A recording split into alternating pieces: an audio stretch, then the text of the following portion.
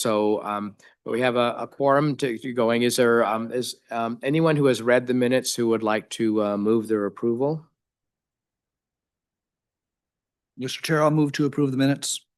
Josh moves to approve the minutes. Any discussion, any corrections? If not, all those in favor of approving the minutes from the previous meeting, say aye. Aye. Aye. Opposed? Okay, we have minutes. Today's meeting is just jam-packed with testimony. So we had a lot of really good testifiers at our last meeting, and we've crammed as many of the other experts that we wanted as we could into this one. So we'll probably use up all of our time and probably even go over a little bit. But I think there's only maybe one or two other testifiers that we really want to hear from that we'll have to spill over to the following meeting. I really want to hear, for example, from the reinsurers, and Aaron Cocking is working on that one for us. So we think we know who we want to testify. We just need to pin them down. But I think starting with the next meeting, we spent the first two meetings kind of framing the issues and organizing our thoughts for what we thought we wanted to study. We spent this meeting and the previous one kind of drinking from the fire hose, hearing from experts on all of the different aspects of the issue that we felt we needed to learn more about. And so I think we want to be poised coming out of this meeting for members to start, putting together ideas for, solutions that we might want to put forward dealing with different aspects of the issue. So I'm kind of going to encourage, if there are members or small groups of members that want to get together between this meeting and the next one to start brainstorming ideas, and then just float them, up to Austin and I, as soon as you have something that you would want to be considered at the next meeting for discussion. The next several meetings are mostly going to be about discussions about proposals for solutions that we might want to put forward. And so we're looking at, how much we now know we have to digest, and looking at adding another meeting in early December. So there's a Google poll out on that. And then there was a discussion at the last meeting about possibly postponing the last meeting in February to make sure that we've got maximum participation from the voting members. So if you haven't responded to those two doodle polls, please do so as quickly as possible. With that, I think then, unless members have any other questions or comments before we launch into the testimony, we'll just dive right into it. Well, Mr. Chair, I do have a couple of comments I'd like to make. This is Senator Dames. Yep, go ahead, Gary. I get a little concerned if we're going to have side groups starting to get together and have meetings and stuff. I don't think I think the task force was appointed and set up to be the ones that are doing this work. When we start having side committees doing work, not all the task force members are involved. And I have a problem with that, and I think that it's a complication, and I don't think that was the meaning of the way this task force was set up. So I just want to make sure that I'm on record opposing these side meetings. I don't think that's a direction to be going. Yeah, so thank you for those comments. Yeah, we had a discussion at the first meeting, I think, about this. We have to be very careful about anytime people are meeting on the side, avoiding violations of the open meeting law. And we had a presentation on that at our organizational meeting, and there's material online from that first meeting discussing that. We have to be very careful about that. And Mr. Turman is going to send out, just kind of cut that out and put it into an email as a reminder to all of us about that, because Senator Dames is absolutely right. All of the substantive discussions needs to be in this room. But as a practical matter, I know people will be huddling on the side anyway, but I want to just a caution: do not be aware of the open meeting law considerations, and just be prepared to put anything that you send us whatever you want to put forward as early as possible, so that all of the members have it and we can start our deliberations productively next meeting. Okay. Okay, so the first testifier today is Tom Berry from the Beltrami County Administrator. Oh, Thank you, Mr. Mr. Barrett? Chair. yep. Thank you, Mr. Chair. Can everyone hear me okay? Is everyone able to hear me okay? Yes. Okay, perfect. Well, Mr. Chair, members of the task force, again, my name's Tom Berry, and I'm the County Administrator for Beltrami County here in northern Minnesota. I want to thank you for this opportunity to visit with you all. I've been asked to speak with you today regarding the various property insurance challenges that our region is facing. Today, I speak for thousands of northern Minnesota residents, a great many of whom are frustrated and feel betrayed by their insurance companies. You see, over 15,000 properties in southern Beltrami County were recently impacted by a massive derecho windstorm with 120-mile-per-hour straight line winds just this past summer. The epicenter of the storm was Bemidji, our county seat, and we suffered damage and loss to thousands of structures and properties. The storm, which was the equivalent to a Category 3 hurricane, or an EF2 tornado in intensity, was so widespread that it toppled 9 million trees and caused damage to nearly $10 million in public infrastructure and well over $50 million in privately insured property. The event was so significant that it resulted in numerous declarations of state emergency and a disaster declaration by our own governor. In the aftermath, the residents and businesses of our county began the process of repairing and rebuilding their homes. But they have been shocked with the way that insurance companies have been handling claims and disappointed with the lack of consumer protections in our state. As you know, this has resulted in numerous complaints to the Department of Commerce. In fact, Commerce deployed several staff members to our region after the storm in response to address some of these very issues. County leaders have been working with leaders from the city of Bemidji who are reporting the same complaints and concerns. And I'd like to just spend a few minutes speaking with you about what those specific concerns are. First, I want to start by touching on several matters around policy affordability and coverage deterioration. Residents have reported sharp premium increases, rising as much as 10 to 50% in just the past 2 to 3 years. Additionally, insurance companies are increasingly adopting percentage-based deductibles, forcing homeowners to pay $2,000, $3,000, up to $10,000 of out-of-pocket costs before coverage even begins. This has become a major deterrent to filing claims for our residents. Many policies now include multiple deductibles, where they segregate costs and coverage based on a specific peril. This further complicates recovery and adds multiple costs for coverage while potentially discounting cumulatively qualifying single event damages.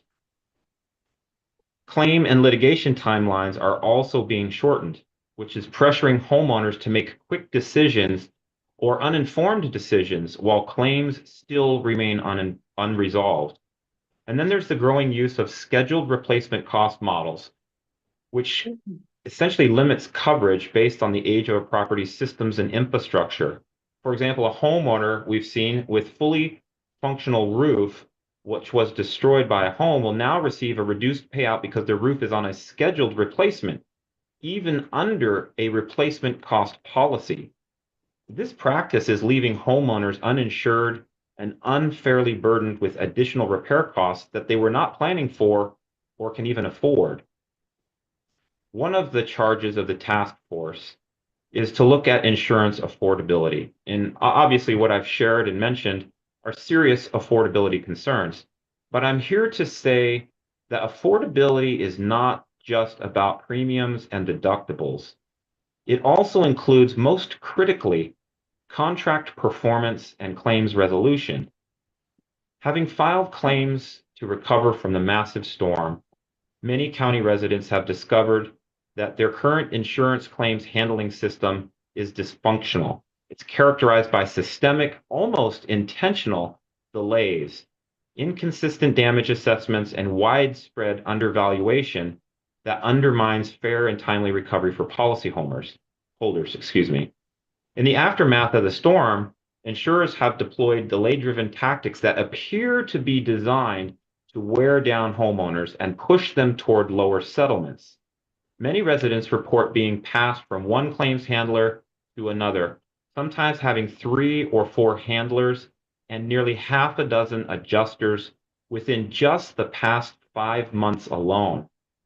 Of course, each adjuster reevaluates prior work, often reversing in some cases earlier coverage decisions, which is a violation of state law.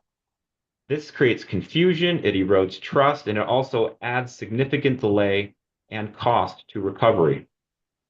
Homeowners also report that the application of inconsistent standards, the lack of justification for denials, and severe undervaluation of work, sometimes reducing claim values by 20 to 200% or more. These practices have left residents facing large out-of-pocket costs to restore their homes. And the result is devastating for small communities like Bemidji and southern Beltrami County. We have limited contractors. Most of our contractors in our community have simply stopped accepting insurance-related jobs. Unwilling to navigate the drawn-out and convoluted adversarial claims process, consequently, homeowners are being left without help or without repairs and with really nowhere to turn. As you might imagine, during the claims handling process, there's been a lot of opportunity for disputes that arise between property owners and the insurance companies, and that too has created great concern for property owners in our region. So I want to raise awareness of potentially the most significant concern of all, and that is the elimination of a simple, straightforward, and inexpensive dispute resolution option called appraisal. Appraisal is a method of resolving disputes between insurance companies and policyholders regarding the value of their insurance claim. It is faster, far less costly, and less formal as an alternative to a lawsuit. The state of Minnesota has long valued and recognized insurance appraisal as an efficient and effective alternative to litigation by codifying appraisal into the statutes specifically for fire and hail losses. However, this rule does not currently extend to other types of property losses such as wind or storm-related claims. And as a result, insurance companies have begun unilaterally removing appraisal clauses from policies, effectively eliminating policyholders' access to this dispute resolution mechanism. This forces homeowners with disputes only one option: to sue their insurance company to hold them accountable. However, attorney's fees are typically, as you know, between 30 and 40% of the award amount and cannot be taken out of the insurance claim. Attorney's fees are also not typically awarded to winning parties in Minnesota for contract disputes. That means that homeowners have to pay out of pocket to attempt to hold their insurance companies accountable. This very high bar results in few being able to afford the lawsuit option, resulting in insurance companies being able to get away with undervaluing, excluding, and ultimately underpaying legitimate claims. And the fact is that this elimination of the appraisal and the steep litigation costs of a lawsuit is what deters most homeowners from pursuing legal action, leaving them at considerable disadvantage and their properties in a state of significant disrepair, especially in poorer communities like Beltrami County. We find it fundamentally unfair that the state of Minnesota determines the scope of consumer protections discriminatorily based on the type of property damage sustained, resulting in unequal treatment under the law. As mentioned, appraisal dispute resolution options for hail and fire damage are protected by statute, but not for any other type of property loss in the state. And this has created massive disparities and raises equity concerns in our community. You see, some of our residents were damaged by both the wind and the hail from the June derecho storm. Some just a few hundred feet away were not impacted by hail, but just the wind. Neighbors are now being treated differently due to gaps in state protections, leading to inequitable outcomes for their properties. The sad reality is that in Minnesota, as we've learned, the deck is stacked against policyholders when it comes to property insurance. Statutory gaps, diminished legislative protections, and increasingly restrictive insurance policies have placed homeowners dangerously exposed and at a growing disadvantage in protecting what they own. Over the years, our citizens have observed gradual decline in quality and accessibility of insurance products. Rising deductibles and narrowing coverage options, much of which you've already talked about, have become increasingly common trends reflecting broader industry strategies aimed at cost control and risk mitigation within a for-profit framework. While these practices may align with business objectives, they have created significant challenges for consumers seeking fair value and reliable protection. And it is essential now for the legislature to prioritize the interests of residents by ensuring that insurance products deliver both the coverage and the peace of mind that policyholders bought and paid for and expect to receive. So what can be done to achieve a better balance? Well, first, we believe that we should ensure full, fair, and transparent claims practices. Insurance companies in Minnesota should adhere to clear standards ensuring full and fair indemnification, along with timely and transparent claims handling. Policy owners deserve restoration to pre-loss conditions using materials and workmanship that match in quality and appearance. And insurers must communicate clearly, respond promptly, and provide fair evaluations and settlements, all which has been severely lacking in Beltrami County based on this last storm event. These measures should prevent undervaluation, address all legitimate damages, and reduce delays, ensuring that homeowners receive the protection and the peace of mind that their policies promise. Next, we believe there should be a strengthening of oversight and consumer protections.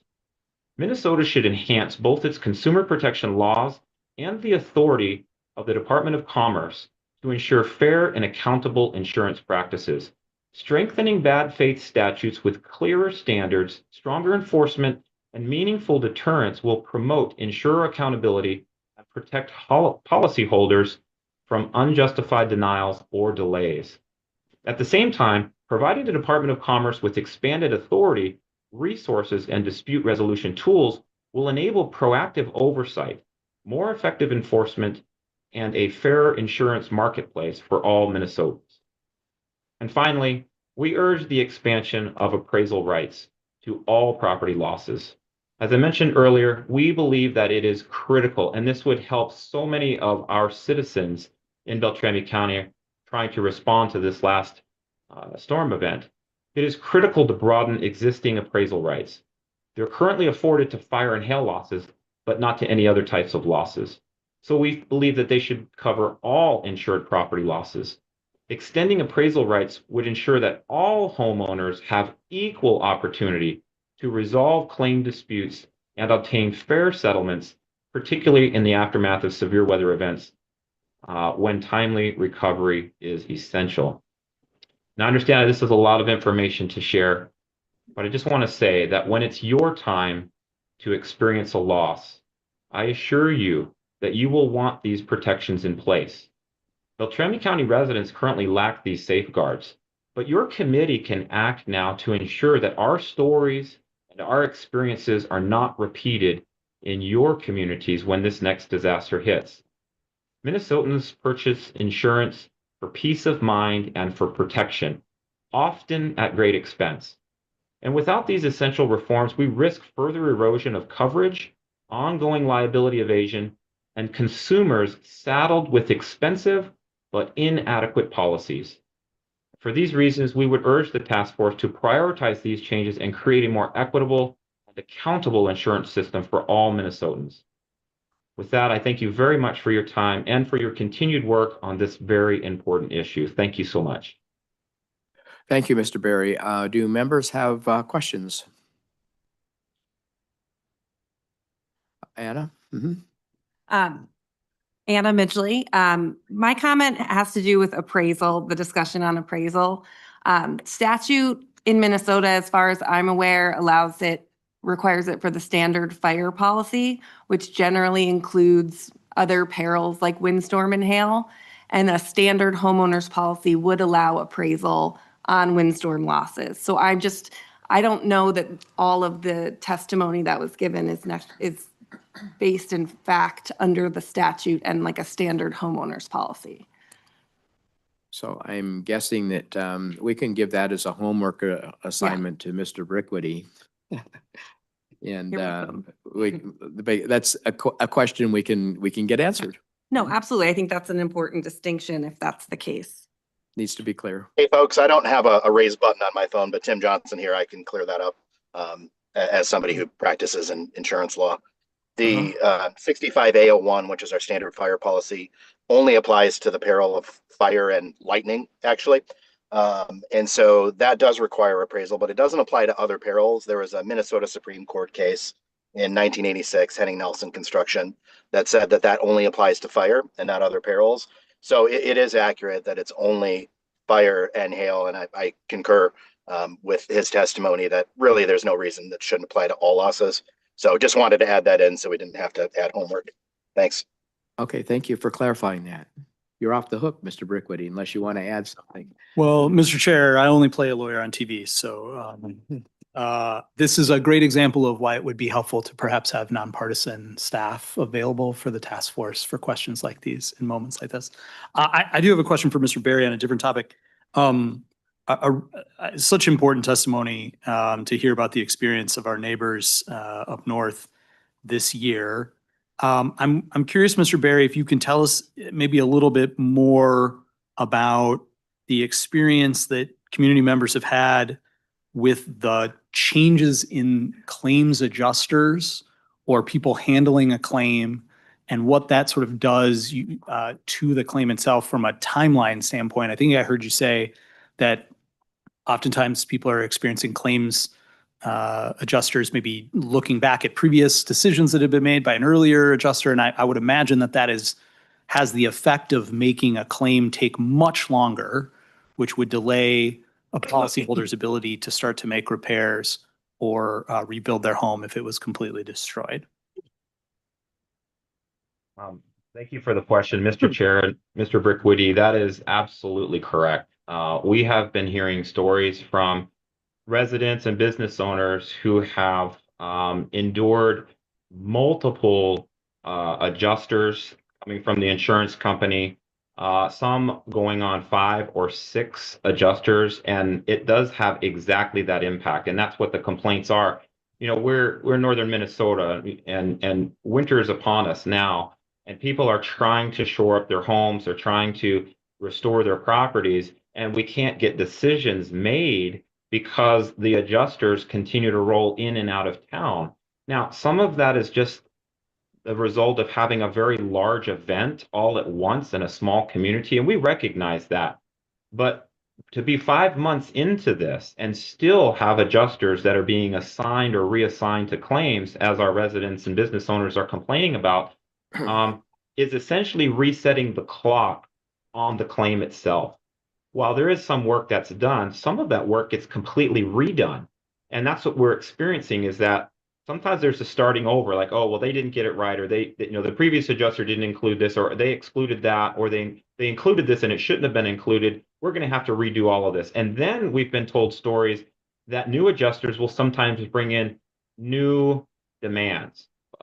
Several examples actually are forensic engineers now that are being called in by new adjusters to essentially, as residents have complained, absolve the insurance company from having to cover the claim. Now, that's one-sided, of course. So we're hearing that from residents and business owners complaining about that. But the effect is, when you bring in another set of eyes, it adds to the time frame as well. So we have, if you drive through our town, if you drive through southern Beltrami County, you're going to see homes that are still boarded up with tarps on roofs that aren't going to hold up during the winter. And so the challenge here is, how can we get a more streamlined process? And when there are disputes, as there are many, many disputes up here, how can we have a dispute resolution process that can streamline the processing of these claims and get people back to restored properties this is all impacting our housing stock. I mean, we already have limited housing stock as it is. When we can't get the limited housing stock up to code and protected from the elements because we're dealing with these delays and these setbacks and these denials without recourse other than going to expensive lawsuits, it's created a really difficult challenge for a great deal of our homeowners and business owners up here. And so, yes, the effect is we have hundreds and hundreds and hundreds of policy owners that essentially don't have resolution yet and are still being assigned adjusters in the process. Good. If there are no further questions, we can I- move I on. do. Mr. Chair. Yep. Yeah, Mr. Cocking. Mr. Chair, I just had one thing that I'd like to ask, and maybe this is to Mr. Brickwitty. I mean, there's a lot of Mr. Berry's made a number of arguments about how bad insurers are, and recognizing that that we live in a regulated industry and live under the guidance and the oversight of the Department of Commerce. We all know that there's steps in place when insureds don't feel like they're being treated properly, to go to the Department of Commerce and to lodge those complaints. And Mr. Berry had alluded that some people had done that and had not gotten the resolution that they wanted. I just wanted to make clear for the record that just because they didn't get the resolution that they wanted does not mean that insurers had done anything wrong. I mean, most of the time the department looks at the insureds provide their records, and insurers follow the claims handling process in Minnesota. They have zero incentive to do otherwise. And I just think that's important for the record. A final note I would make is this task force came together under the notion of what is happening with premiums and the affordability, as much as I hate that word, but the affordability of insurance. And understanding the frustrations of Mr. Berry, I would suggest that the arguments that he has given are going to do nothing but drive premiums further up. And so, eyes wide open, this task force is obviously able to go in the direction that it wants. But that there are cost pressures to just requiring insurers to open up the checkbook with no oversight or no restrictions in place whatsoever, and basically just to pay whatever the policyholder wants. And I think that's important to take away from this. So that's what I have, Mr. Chair. Okay, thank you. And Mr. Chair. Senator Doms? Thank you, Mr. Chair, for recognizing me. I just have a question for the testifier. Listening to the testimony, and when he was talking about deductibles, I just need to get him to clarify something for me.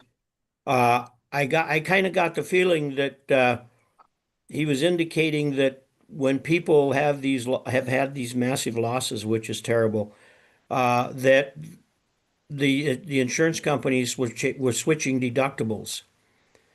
Could the testifier tell me if these deductibles are you indicating that these deductibles changed after the person purchased the policy?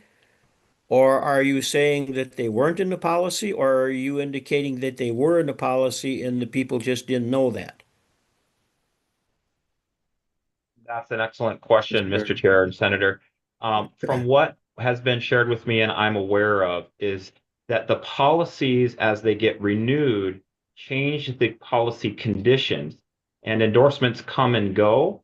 And over the years, as residents and business owners revise their policies, probably to their own peril, they're not paying attention to the policy changes. And so what they believe they bought a few years ago can become changed along the way. And then when they go to have an event and go to make a claim, is when they realize, well, wait a minute, now my deductible is this amount or that amount. So I don't believe that. I mean, I have not heard of a situation where an insurance company has had a deductible in place in that policy and then decided to just change it over that period of coverage. I've only been made aware that there has been a growing deterioration of policy coverage by removal of certain types of coverages and increases to certain types of exclusions and increases in deductibles. Like right now, there's several deductibles that may need to be paid on a single claim. For example, one for hail, one for fire or wind, and one for something else. I mean, I can tell you that there's one of our buildings here in town had to pay 6 deductibles in order to get covered by this one single storm event. 6 deductibles. So there's the question of what is the amount of the deductible that is increasing, but then the number of deductibles that are also being added, which is creating a cost barrier for people to actually get coverage for their own claims. A follow-up, Mr. Chair. Go ahead. So to the testifier, are you, do you believe that when that policy was renewed, that those deductibles the new deductibles were in that policy? Mr. Chair, Senator, I can't tell you yes or no to that, but I believe based on what my knowledge is and what I'm hearing is that when the residents have complained about this, those that have come forward, their policy was already set with those deductibles in it. I don't believe, as I mentioned, that there was a switch of the deductible once the policy was set. You know, typically these policies are annual policies. So when they get renewed, that's when the conditions change, including the amount of the deductible. And as I understand, though, the state has allowed for percentage-based. Maybe Mr. Cocking can help us on that issue, but I believe that the state has allowed for, or insurance companies are moving towards percentage-based deductibles, essentially to limit, I guess cost liability, which makes sense because I mean these storms and these types of things are getting more significant. But I don't believe that there's an issue that I'm aware of where somebody said, my insurance policy says my deductible is $500, but now they're charging me, a percentage of the value of my house, which is $3,000. So I'm not aware of a switch like that, except at the time of the policy renewal. Just another that makes sense. follow-up before we go to Aaron. Sure. Thank you, Mr. Chair, for allowing this, but to the testifier, it is illegal in the state of Minnesota to change deductible once a policy has been renewed without notice. And the other point I would have is, and Peter Brickwitty can correct me if I'm wrong on this, but the insurance companies are required to send out a renewal notice. And if there's changes, they have to list the changes and what those changes will be.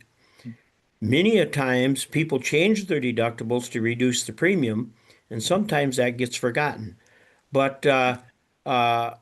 Brickwitty, if I'm wrong on this, please clarify me. But as I understand, if you have an insurance policy and the deductibles or something within that policy is going to be changed and not at your request, and it's done at renewal, they have to notify you of these, notify the insured of those changes. I think what we're seeing here is a classical situation to where people take an insurance policy out and they get it renewed. They don't sit down and go through it with their agent to see what the changes are. And I think there's a lot more to this going into this than what we're probably talking about today. Thank you. Oh, thank you for those comments, Senator. I think I pretty much agree with you. I see the same thing happening in healthcare insurance as well, where even though, especially right now, there's huge changes going on in the like in the Medicare market, for example, and yet 90% of policyholders renew the same plan year after year without really doing any due diligence about looking for better alternatives. And I know I'm just listening to this conversation myself. It's like I really need to go back and pay more attention to those endorsements that come in the mail when the policy is going to be renewed.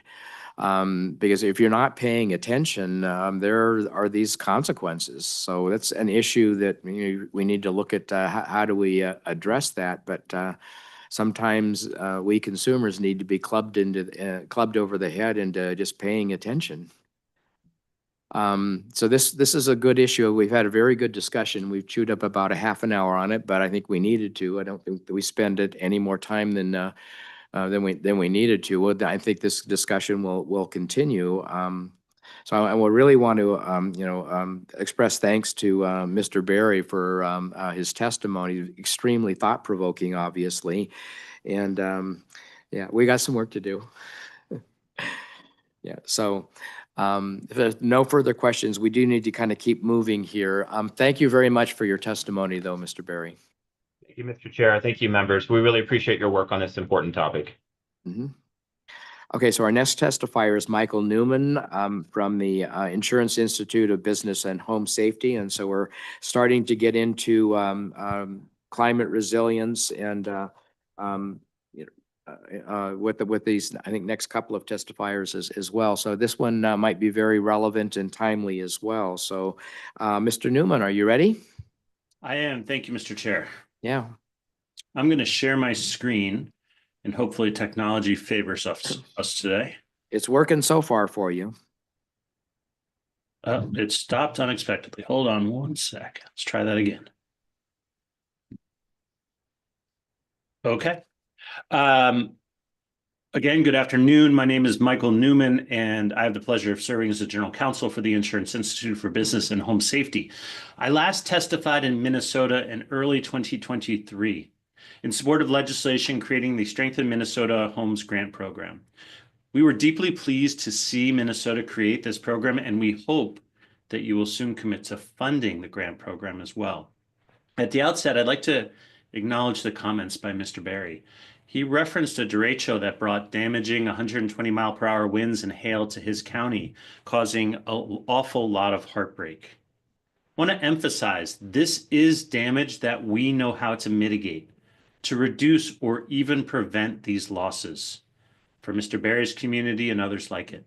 Today, I'm going to address these verifiable science-backed mitigation solutions and ways that you in a Minnesota legislature can help advance these solutions for communities throughout your state.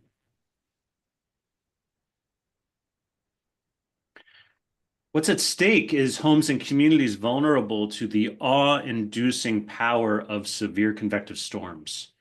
These destructive thunderstorm squall lines are self-sustaining given the right environment and can travel hundreds of miles. Torrential rain and hail cool the surrounding air through melting and evaporation, making it heavier than the air around it and causing it to crash to the ground. This can generate winds often exceeding 100 miles an hour.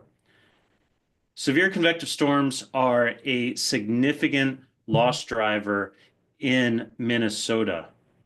There are 34 separate billion-dollar events affecting Minnesota between 2010 and 2024, the large majority of which have been severe storms. By midsummer, when the potential for severe thunderstorm activity increases, Minnesota's risk spikes. We need more Minnesotan families to live in homes that can withstand this type of extreme weather. That's less damage, less heartache, and yes, fewer insured losses. This is why the Insurance Institute for Business and Home Safety, or IBHS, exists. We are a 501c3 nonprofit research institute funded by the investment of the property insurance industry. We recreate severe weather across the perils of wind, rain, hail, and wildfire, and conduct full-scale testing of residential and commercial buildings. We are seeking to identify vulnerabilities and how to close them with mitigation actions that are effective, affordable, and achievable for consumers. We do so ever mindful of the deep need to make our homes and communities more survivable and more insurable. Survivable means, simply put, homes and communities that are better able to withstand the severe weather we know they will face. Insurable is not a guarantee of insurance, but rather a reflection that homeowners that engage in verifiable science-backed risk reduction are more attractive risks to the insurance industry. As I mentioned, two of the biggest perils in Minnesota are the wind and hail associated with severe convective storms. I'm going to address each of these in turn. On the wind side of the equation, IBHS has decades of experience in wind engineering, whether it's a derecho, like Mr. Barry noted, or a tornado. High winds attack structures in similar ways, and duration and intensity of the winds lead to loss. We see a consistent progression of damage from high winds from across decades of research in both the lab and the field. I'm next going to show you a video to demonstrate this to you. These are all from videos taken at our lab and is looking at the progression of wind damage using the EF scale for tornadoes. At EF 0 level, we're talking 65 to 85 miles per hour. This is around 60% of tornadoes that occur annually. Shingle failures are the first sign of damage. This often exposes an unsealed roof deck, which allows water inside to amplify the cost of damage. At EF1, we're now at wind speeds of 86 to 110 miles per hour. We see at this speed garage door failures, which is one of the most well-known damage amplifiers. At lower speeds, damage may remain limited to the door itself, but these failures often lead to roof structural damage as well. We did a study looking at Moore, Oklahoma and Joplin, Missouri tornadoes, as well as Hurricane Ike, and found that 90% of homes whose garage doors survive a storm have no structural damage to the roof. In contrast, garage doors that fail can lead to significant structural damage to the home. Now, EF2 level damage, we're now thinking 111 to 135 miles per hour. We're now adding damage to the walls of structures. You see, once air gets inside of a home, it pushes up on the roof and out on the exterior walls. Structures are not designed to withstand wind from the outside and the inside. The wind finds the weakest link. And you can have this as a result. So we go up to EF3 level winds, 136 to 165 miles per hour. We're looking at total roof system failure, as illustrated from this demo that was actually the opening demonstration done at IBHS 15 years ago. Internal pressurization, that is when wind goes into the home, can increase the uplift on a roof by 100%. Now we're getting to the violent EFs, the EF4 and EF5 at 166 to 200 miles an hour, even above 200 miles an hour for an EF5 tornado. This is less than 1% of tornadoes annually, but they cause the bottom-up failures that are often responsible for the losses of life. While failures like this are typical of violent tornadoes, in cases where homes have the weakest or sometimes no connection to the foundations, this can happen at lower wind speeds too. So from wind to hail, because wind is not actually the primary loss driver for severe convective storms, it's hail that causes the majority of losses. And so our scientists at IBHS go into the field every summer to learn more. This year, we helped lead a generational nationwide research project called IceChip, which collected reams of fundamental data over 8 weeks that will help our team strengthen its understanding of hail for years to come. We've translated this foundational information into the IBHS Hail Impact Test Protocol for asphalt shingles. It's a more accurate and predictive tests than the existing performance standard. We believe that good and excellent rated products can help eliminate at least one roof in the replacement cycle in hail-prone areas. We just released our newest results of the roof shingle impact ratings, which greatly expands the number of products that we rate to over 90% of the available market.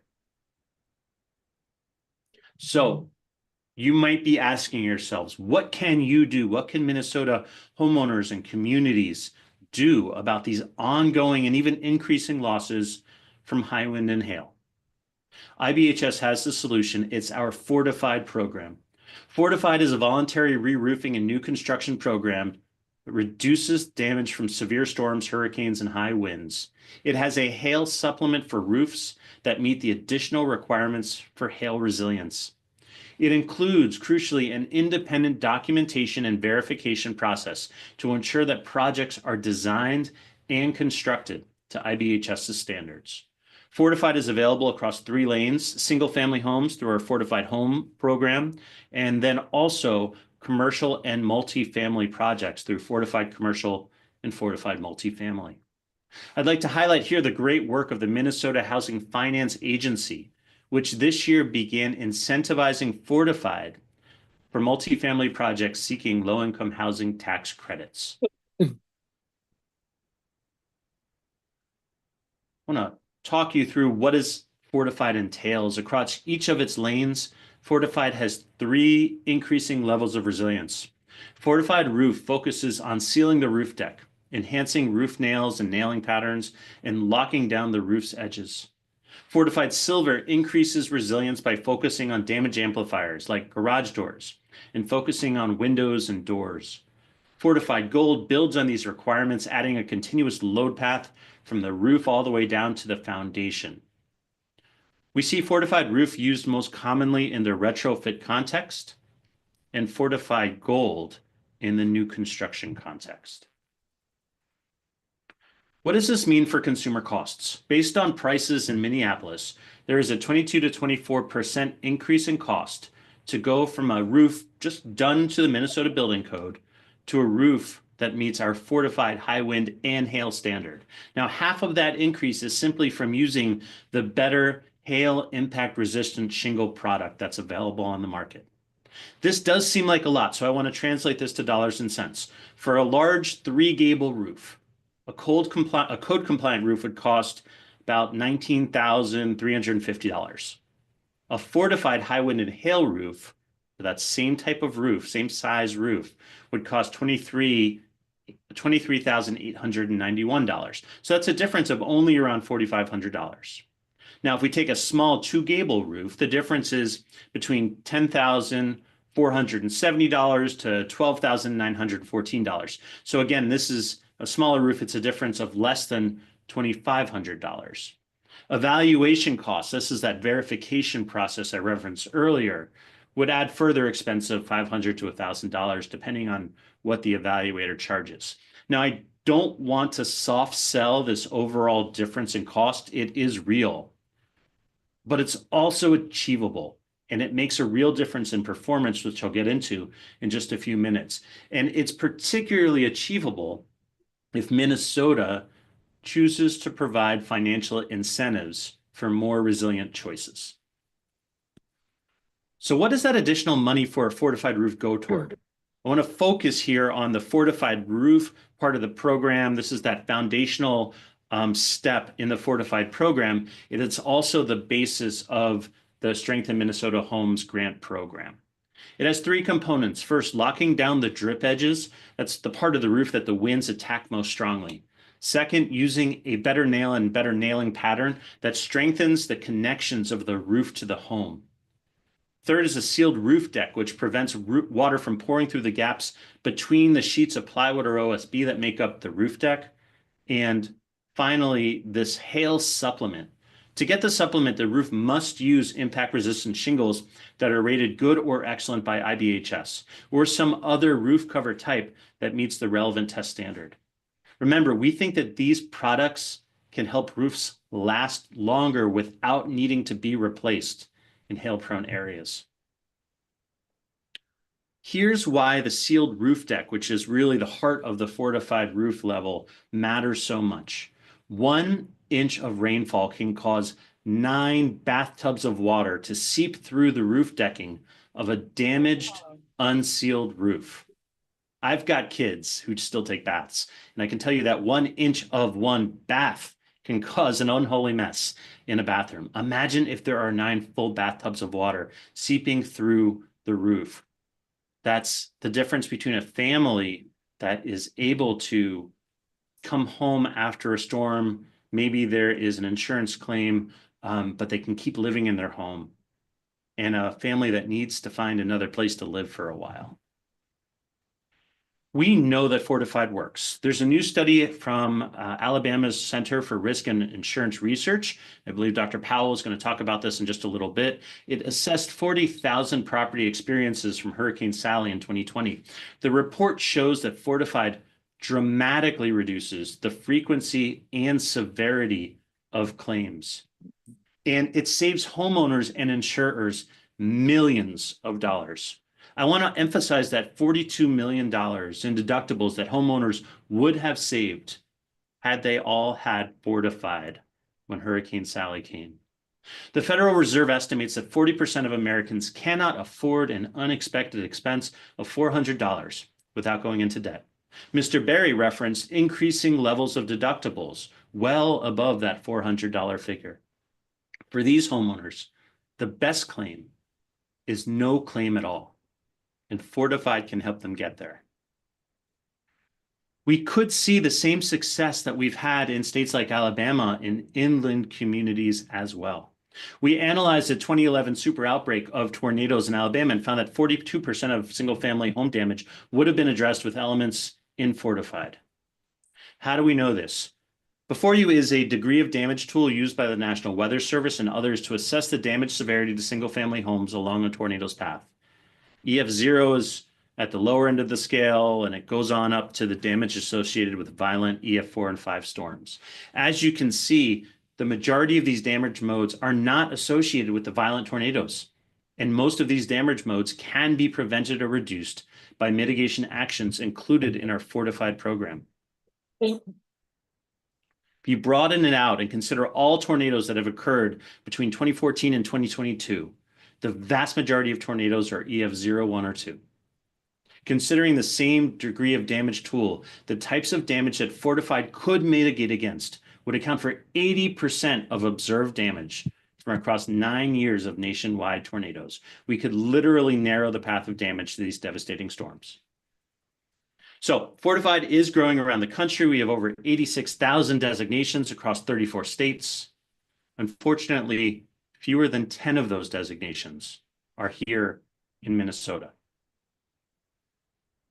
We have learned the critical ingredients to advance Fortified in a new state. First is a strong code, which raises the baseline and reduces the cost differential to go beyond code to Fortified.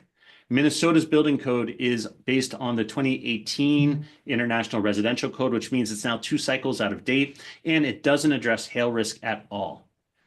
Now, Minnesota's not alone in this, except for a few local jurisdictions in Colorado. Building codes across the country fail to address the significant risk and loss driver of hail. Second critical factor are insurance price considerations for Fortified. These are actually already mandated here in Minnesota, but I can tell you from other states' experiences that they are insufficient to drive consumer behavior without other policy levers. Oklahoma had mandatory discounts for years without using other policy levers like a grant program and had less than 2 dozen designations for that time period. Then the state created and funded a Strengthen Oklahoma Homes grant program, and that's driving Fortified growth and homeowner safety in the state. This leads to a third critical component, a funded grant program. Grants are powerful because they catalyze supply and demand simultaneously. The roofing workforce becomes trained and certified to do Fortified roofs so they can get the grant program business. And they take this knowledge to their other jobs. Homeowners become aware of Fortified through media and kitchen table conversations, and then they start demanding a better roof for themselves.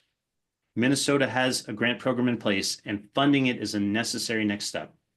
Finally, education and engagement with roofers, builders, insurance agents, realtors, and homeowners all help drive consumer choices as well. As grant programs catalyze the private sector, Fortified takes off and programs grow well beyond the public investment. This can be seen most clearly in Alabama and Louisiana, where strongly funded grant programs have been overtaken by the private sector in growing Fortified. The private sector take-up actually accounts for over 80% of designations in Alabama and over 60% of designations in Louisiana. I promise this is possible in Minnesota as well, but state investment is a necessary ingredient to catalyze this private market engine. Thank you for the opportunity to testify. Minnesota does have real risk from severe weather, as Mr. Berry's comments testify to, but there's also real opportunity to use investments in Fortified to catalyze its market for more survivable and insurable housing that can benefit homes, communities, in the health of the insurance market. I look forward to taking any questions you have. Thank you, Mr. Newman. I think if the members of the committee are okay with it, I'd like to go, Mr. Newman, if you can stick around, I'd like to go directly to Dr. Powell's presentation and then maybe take questions from the two of you since the presentations are so complimentary. Is that okay with everyone? Yep. Okay, so with that, we'll move on to Dr. Lars Powell from the University of Alabama Hurricane Sally study. So Dr. Powell, thank are you you. there? Mhm. Yes, thank you for having me. It's a pleasure to speak with folks in Minnesota. I had the pleasure of visiting there a few months ago for the NAIC meeting and had a splendid time. So let me just jump right into this presentation. If I can share my screen, I was following Michael's presentation and crossing out specific slides. So I've shortened this substantially. Yep. Let me see if I can make it. And then I could when do we're the- done afterwards, Dr. If you can send a copy of this presentation to Mr. Turman, that would be wonderful. Yes, I would love nothing more than to share the work. So jumping right in, we've had resilience issues in Alabama. It's a small state.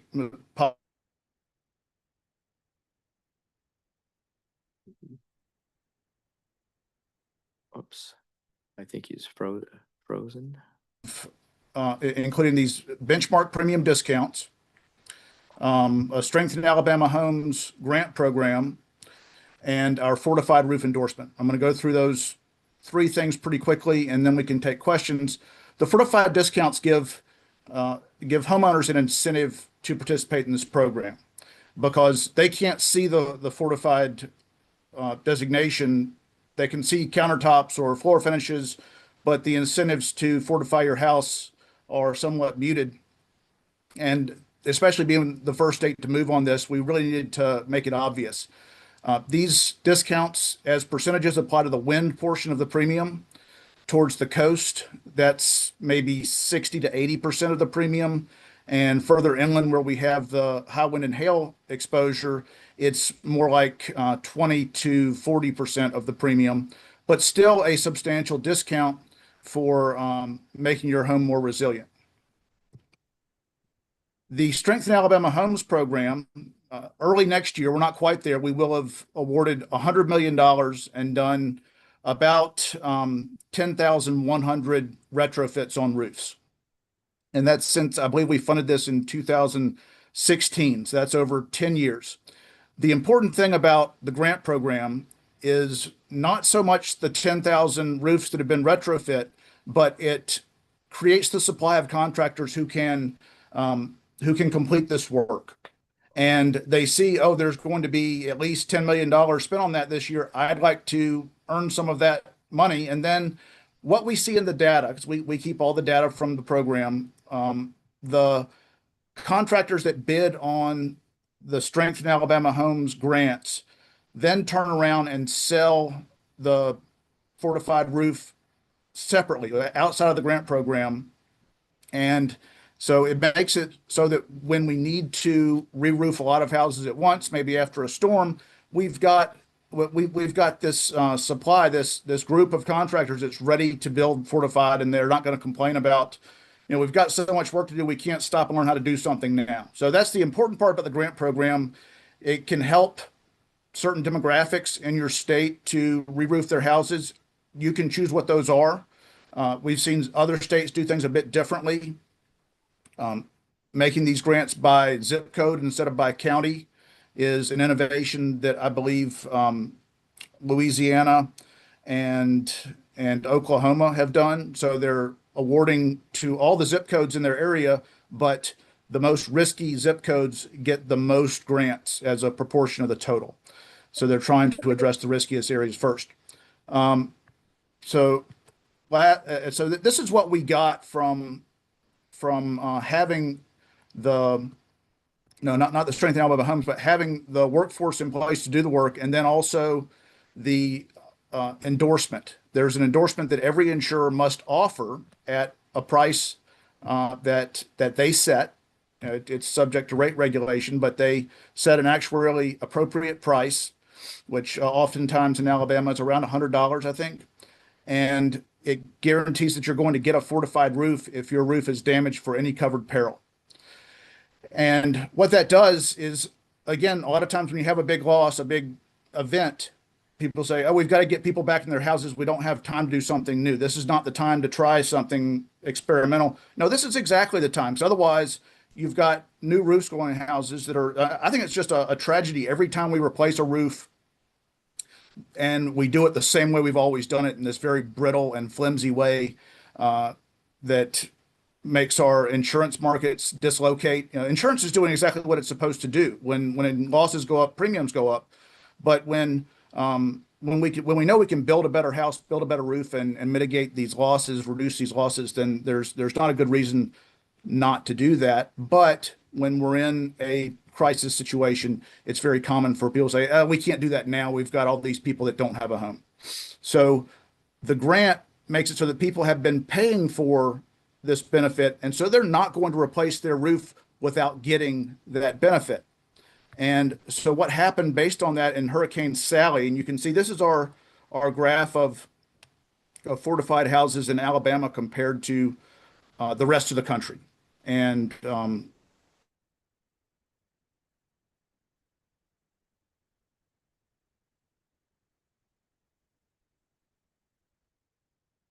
I would never from the university, but what you'll see here is in the year of Hurricane Sally 2020, we had this huge jump from 18,800 to 28,000.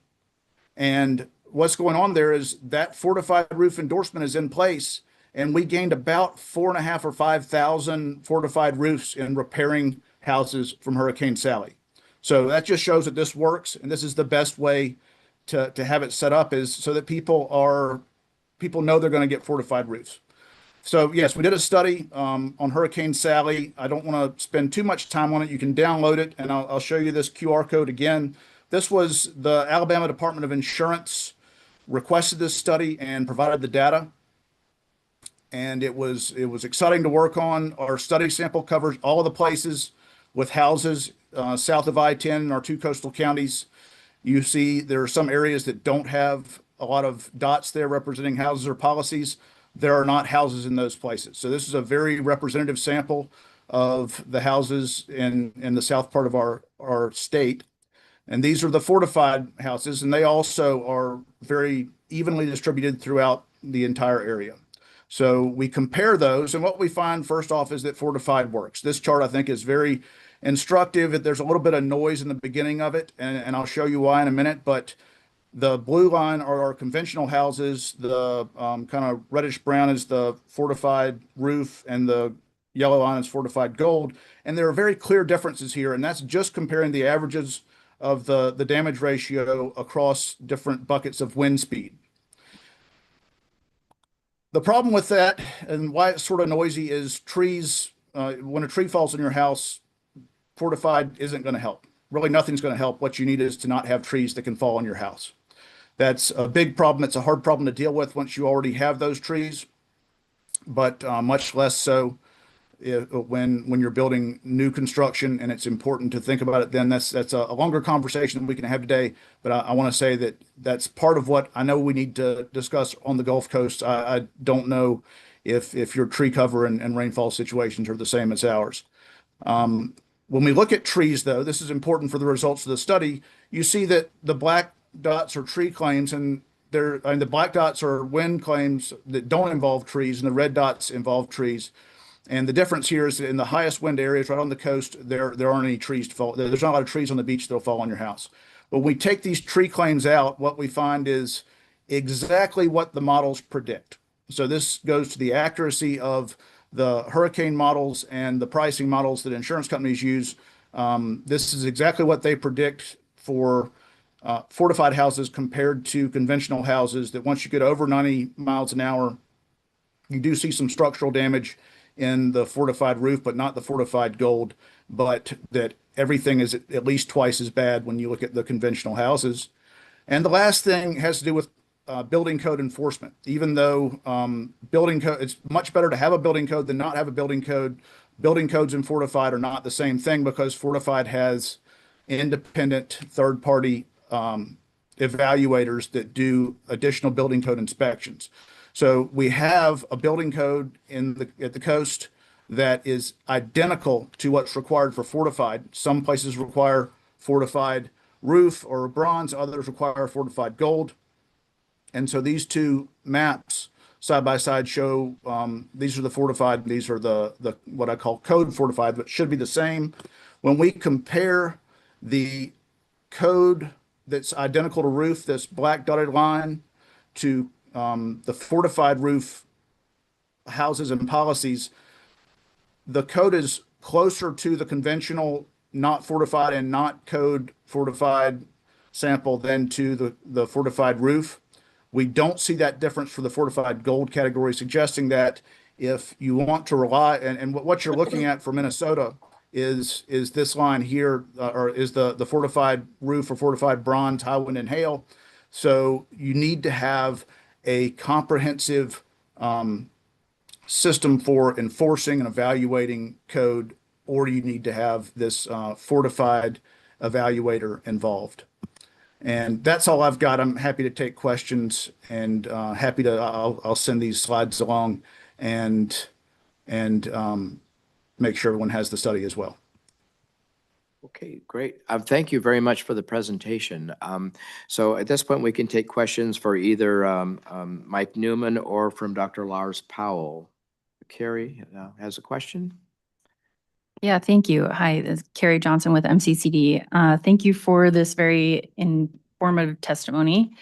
Michael, I'm wondering and Dr. Powell, if you have additions too, you can certainly add, but I'm wondering if you can talk a little bit about on the multifamily side of the fortified multifamily program. I know that that is not something that is widespread. Maybe you just have the requirements or the standards for that, but it's not actually in practice anywhere. If there are some examples, I'd love to know. But also if you could go into a little more in depth as to what the potential cost savings could be for multifamily properties, that would be great. I'm also curious if you could talk about what potentially percentage is needed in a specific neighborhood. So for example, if your neighbor's home crashes into your fortified home, what is it? Is that home able to withstand that additional impact or damage? And so if there's a percentage in a neighborhood that is needed to, kind of fortify the community, I guess. Yeah, great questions. Thank you so much. First on multifamily, the program has been around for about 3 years or so. We do have use cases. They are primarily located in Louisiana at this time.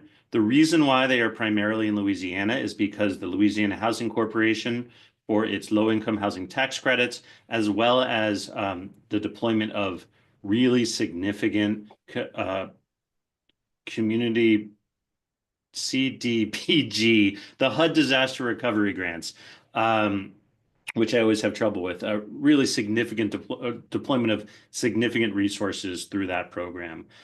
We are seeing it grow in other parts of the country as well. There's certainly interest around the country in the multifamily. And the use cases so far are really strong. In fact, the project we most like to talk about in this context is called, and I'm going to butcher the Creole, but probably nobody in Minnesota will know, Les Maisons de Bayou La Fourche, which was the very first project to get a fortified multifamily designation. It was 90% complete when Hurricane Ida hit Louisiana.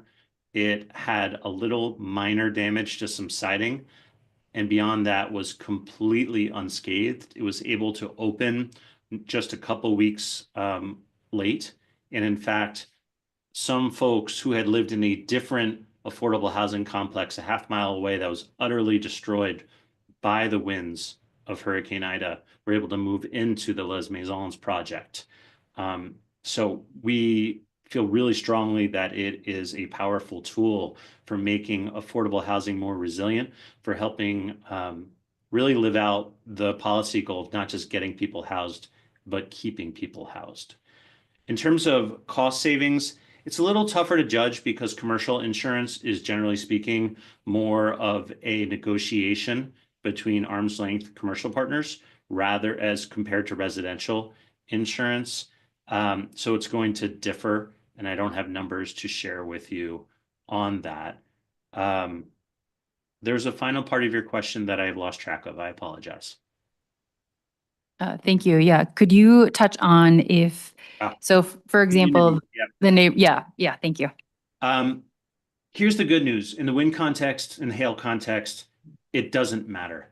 I speak a lot about wildfire in the western part of the United States, and there, if you've done everything right and your neighbor hasn't, there is real risk that your neighbor poses to you. We don't see that particularly in the severe convective storm context. Yes, might some shingles fly off one roof and cause some minor damage to a neighbor? Absolutely. But the type of complete structure collapse going off the foundation and sliding into a neighboring property, that might happen in the context of an EF5 tornado. But those are so incredibly rare that we really consider resilience to wind and hail on a structure by structure basis, where if you do everything right and your neighbor doesn't, your neighbor's choices don't impact your risk. Adam, you had a And- question. Well, thank you, Mr. Chair. Hey, so I just had a quick question. I had the privilege of touring IBHS's facility earlier this year and talked a little bit about the shingle resiliency research that the Institute has been doing. Just curious, in your opinion, is there perhaps a disparity in between maybe consumer expectations of shingle resiliency and what IBHS has derived from their research looking at that subject? Yes, thank you. Wonderful question. We all see the advertisements, right? It's the 20-year shingle, the 30-year shingle, the 50-year shingle, the forever shingle. What we know, at IBHS, we have the ability to not just conduct testing on shingles that we pull from distribution, but we also have roof aging farms where we'll age literally a hut with roofing products for 5 years, 10 years, 15 years. We also are able to do analysis following wind events based on permitting data to see how roofs perform over time with age. And what we know, generally speaking, for asphalt shingle roofs is the issue is the sealants. Sealants generally don't last over time. And as those sealants break down, a major part of the roofing system fails to work over time. So what we believe is that in areas that get high wind, 8 to 10 years is the break point. After that, we should expect to see visible damage in high wind events.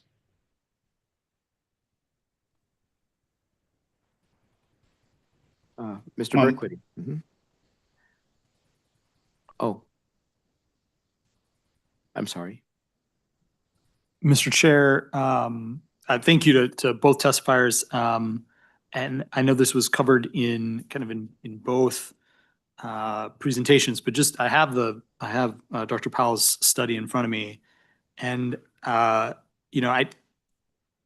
let's put a specific button on it.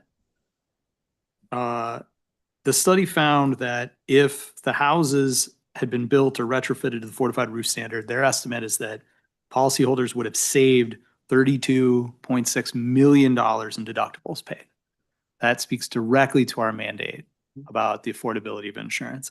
And moreover, insurance companies paid $149.3 million in claims, and that their estimate in the study is that if all conventional houses were built or retrofitted to the fortified roof standard, insurers would have saved $99.9 million. It would have been $111.8 million if everyone had been built to the fortified gold standard. So it's not just the affordability for consumers, but it's also affordability for the companies, which allows companies to be more competitive in the marketplace.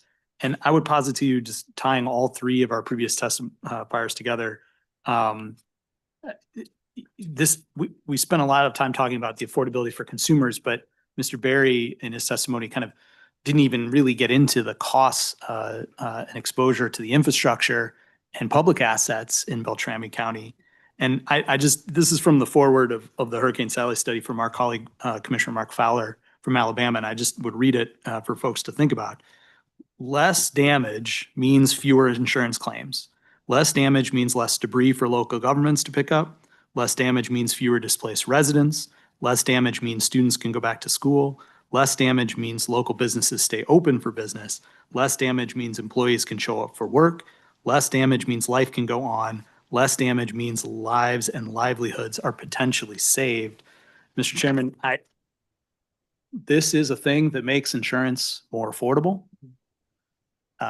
We should be seriously considering it here in Minnesota. And I would just close with saying a thank you to Mr. Newman, who once came to Minnesota on purpose in February to testify in front of the legislature.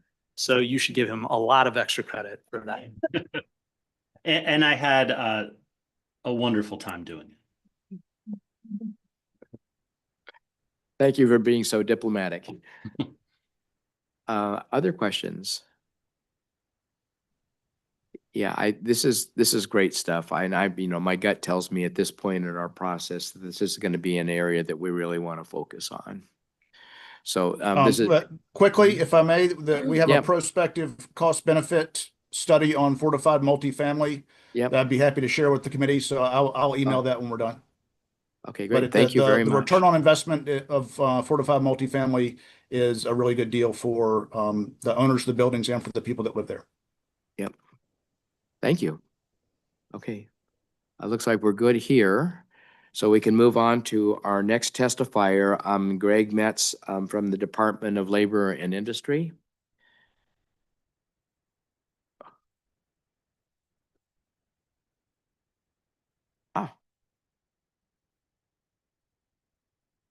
In person.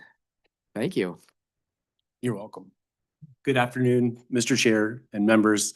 I'm Greg Metz, Assistant Director of the Department of Labor and Industry Construction Codes and Licensing Division and the Minnesota State Building Official. CCLD credentials Minnesota building officials throughout the state who administer the Minnesota State Building Code in their designated municipalities. CCLD also administers the state building code itself for public buildings and state licensed facilities throughout the state.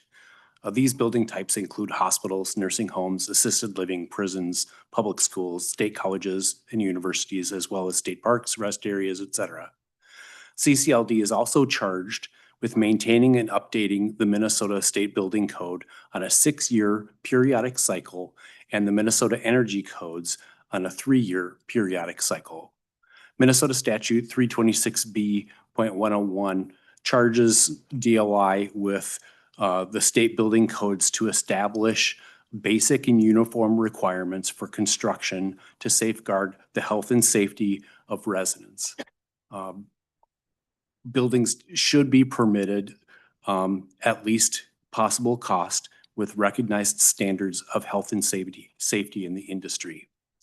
I chair the Construction Codes Advisory Council, which typically appoints technical advisory groups comprised of stakeholder representatives to review the 22 chapters of the State Building Code for required updates.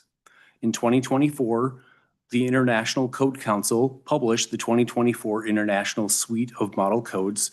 Technical advisory groups were formed to review the updates to these codes in comparison to our current codes and make recommendations for adoption of the model codes with revisions to existing amendments that we have now and new model code language where necessary. TAGs, or technical advisory groups, provide opportunity for the public to engage with the code development process.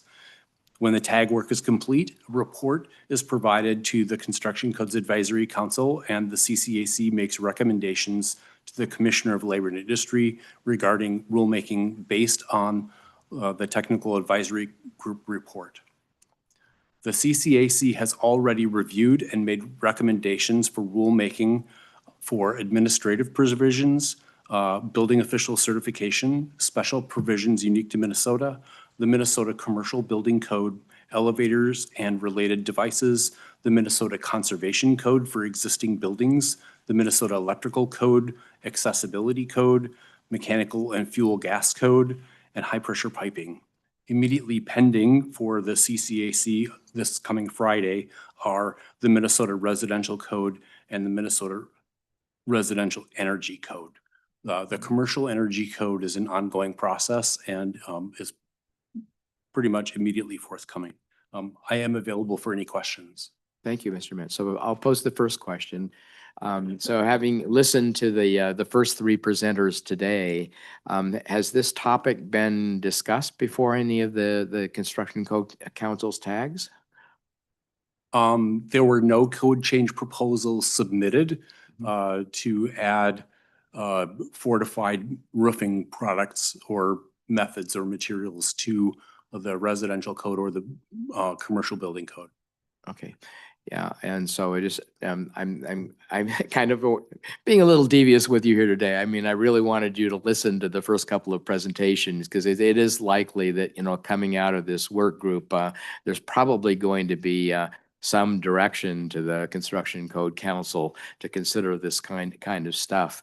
But you know, you and I have known each other for a while, followed a couple of proposals through this process, and there is a lot of kind of institutional resistance, especially among the home builders, to making these kinds of mandated you know, changes to the building codes, because it does result in more expensive homes. But as we're seeing from the testimony today, the cost benefit ratios on this, you know, seems to work out really well. So you know, in a lot of the times we're doing this stuff out of the normal cycle, and it sounds like you're pretty much wrapping up the current cycle of the residential building code right now. So this would be an out of cycle project basically. But any words of advice for us on how you would want us to approach any recommendations that we make that affect the Construction Code Council and the building code process as we continue on our deliberations? Thank you, Mr. Chair and members. If I were to make recommendations, I would recommend that the committee authorize rulemaking or continued rulemaking. Yep. And be general in the requirement, directing Department of Labor and Industry as to how to move forward with the requirements that you have. The reason I ask that is that if we get specific details embodied in statute and conditions change, it gets very difficult to change those specific items in statute. And we do have a regular cycle of renewing and reviewing the building codes. Yeah, thank you. That's a lesson that you've taught me. And I try to observe that advice. But do other members of the committee have any questions for Mr. Metz? No, good. Well, thank you very much for appearing, and we will be in touch. Thank you. Thank you. Next presenters are Jordan Haitler and Moira Beers from the Climate Cabinet and the Climate and Community Institute. You guys here? Oh, in person. I keep forgetting you're a Minnesota resident, Jordan. That's right. Proud Duluthian. Good afternoon, Chair Elkins and members of the task force. My name is Jordan Hetler, and I work on insurance and climate financial policy with Climate Cabinet Education. Prior to joining the team at Climate Cabinet, I was a staffer for the U.S. House Financial Services Committee, and my portfolio included insurance policy as well as oversight of the Federal Reserve and other financial regulators. And for the past 3 years, I have been working with Climate Cabinet and other state-based policy organizations to apply climate risk supervision to the state governmental context. Climate change is making insurance less affordable and less available throughout the country. And today, unstable insurance markets are serving as the key channel spreading climate risk throughout the financial system. Since property insurance is regulated by states, state policymakers have a role to play in addressing this threat to financial stability. This morning, Climate Cabinet Education released a report containing dozens of recommendations for state policymakers to address climate as an economic issue. And our report includes 9 recommendations for state policymakers to better integrate climate risk into insurance supervision. I'll share that report with task force staff so that members can read the recommendations in their entirety, but I'd like to highlight 3 that I think are especially critical to consider here in Minnesota. Number 1, states should integrate climate resilience building into insurance pricing and underwriting. Numerous studies have shown insurance becomes more cost-effective with adoption of climate-resilient practices such as ecological forest management and ecological floodplain management. For example, a 2021 study by the Nature Conservancy and Willis Towers Watson demonstrated that insurers' risk models can account for forest management practices that reduce wildfire risk, bringing down insurance losses by 20 to 40%. Many expert organizations, including the Financial Stability Institute at the Bank for International Settlements, have recommended that climate risk adaptation be accounted for through insurers' pricing and underwriting practices. Earlier this year, Colorado became the first state in the U.S. to act on that recommendation when it passed HB 1182. Which requires insurers to factor community and household mitigation measures into insurance modeling. This bill should help Coloradans experience the benefits from hundreds of millions of dollars that state and local governments have spent across the state to make communities safer from wildfires and other perils. Legislation like HB 1182 can support healthier insurance markets. Homeowners want a clear picture of what mitigation steps will result in more affordable insurance, and compelling greater transparency in risk modeling and clarifying the expectation that hazard mitigation is a factor in that modeling will likely yield more responsible actions from governments, insurance companies, and policyholders alike. Secondly, we recommend that states integrate climate risk into supervision frameworks. In 2023, the Federal Insurance Office issued a report outlining ways for state insurance regulators to close gaps in climate risk supervision, for example, by incorporating climate into financial condition exams. And examples of positive state actions to close those gaps include guidance related to climate-based scenario analysis issued in Connecticut and New York, as well as the long-term solvency regulation recently proposed in California, which expects insurers to conduct regular stress tests of climate risk scenarios on insurers' investment portfolios. Connecticut's scenario analysis guidance drew its origins from a law that the legislature passed in 2021, which required the state insurance commissioner to report on how climate change is impacting the department's work. We think states should follow the approach taken in Connecticut, mandate reporting to ensure that the insurance department is adequately staffed and appropriately acting to close the supervisory gaps related to climate. Finally, our report makes a number of recommendations for states to strengthen and reform their insurer of last resort programs, which are called FAIR plans in most states, including Minnesota. Climate change is placing pressure on insurer of last resort programs. For the first time in decades, we're seeing many states look at setting up new FAIR plans. And as more and more states consider how to deal with the insurer of last resort program pressures that climate change is intensifying, there is a question of how to balance a contradictory set of data. On the one hand, an analysis of the insurance market data collection conducted last year by the Federal Insurance Office and the NAIC showed that the total number of policies in insurer of last resort programs grew nationally by over 50% between 2018 and 2022, although that growth mostly occurred in California, Florida, and Louisiana. This data has rightly been interpreted as a sign of unhealthy insurance markets in those coastal states. On the other hand, the same data set showed that FAIR plans are actually shrinking in states like Minnesota and New Mexico, despite documented upticks in non-renewals and even a few insurance company exits in those states. The fact that FAIR plans typically offer expensive bare bones coverage means that rapid growth like we've seen in California is inconsistent with the public policy goal of a healthy and stable insurance market. Still, we wouldn't expect or want fair plan coverage to shrink as insurance becomes less widely available, and that's what we've seen in Minnesota. A shrinking fair plan can also be a bad development since policyholders getting pushed into the less well-regulated non-admitted market or going without insurance entirely only makes it more likely that the protection gap will grow. When the protection gap, the difference between insured and uninsured losses, grows, disaster recovery costs borne by governments, businesses, and households go up, and the economy as a whole can suffer.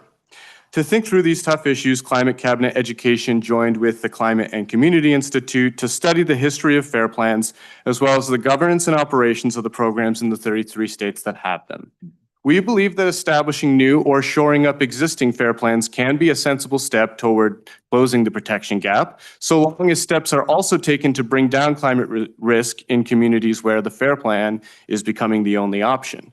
One of our key findings is that FAIR plans are not currently structured to tackle this problem in a way that suits the public interest. Although FAIR plans are often characterized as state-run, our analysis shows that FAIR plans are privately operated with a very limited degree of state governmental input and oversight. So now I'll turn my remaining time over to one of the lead authors of that report, my colleague Moira Burse, and she'll describe the findings and go into policy recommendations in greater detail. Okay. Many thanks, Jordan, and thanks to the chair and all members of the commission. As Jordan mentioned, my name is Moira Burse, and I'm a senior fellow with the Climate and Economic Policy think tank, Climate and Community Institute. And with other researchers, including several professors at the University of Minnesota, I've been researching the home insurance crisis in the U.S. For the past several years. So I'll be diving a bit more into the findings of the report that we worked on with Climate Cabinet, as Jordan just mentioned. So we looked at several aspects of insurer of last resort programs in states across the country. We looked at coverage and financial data of all the insurers of last resort, and here's a snapshot where you can see information on Minnesota's program. We did an analysis of the composition of the governing boards of all the state insurers of last resort.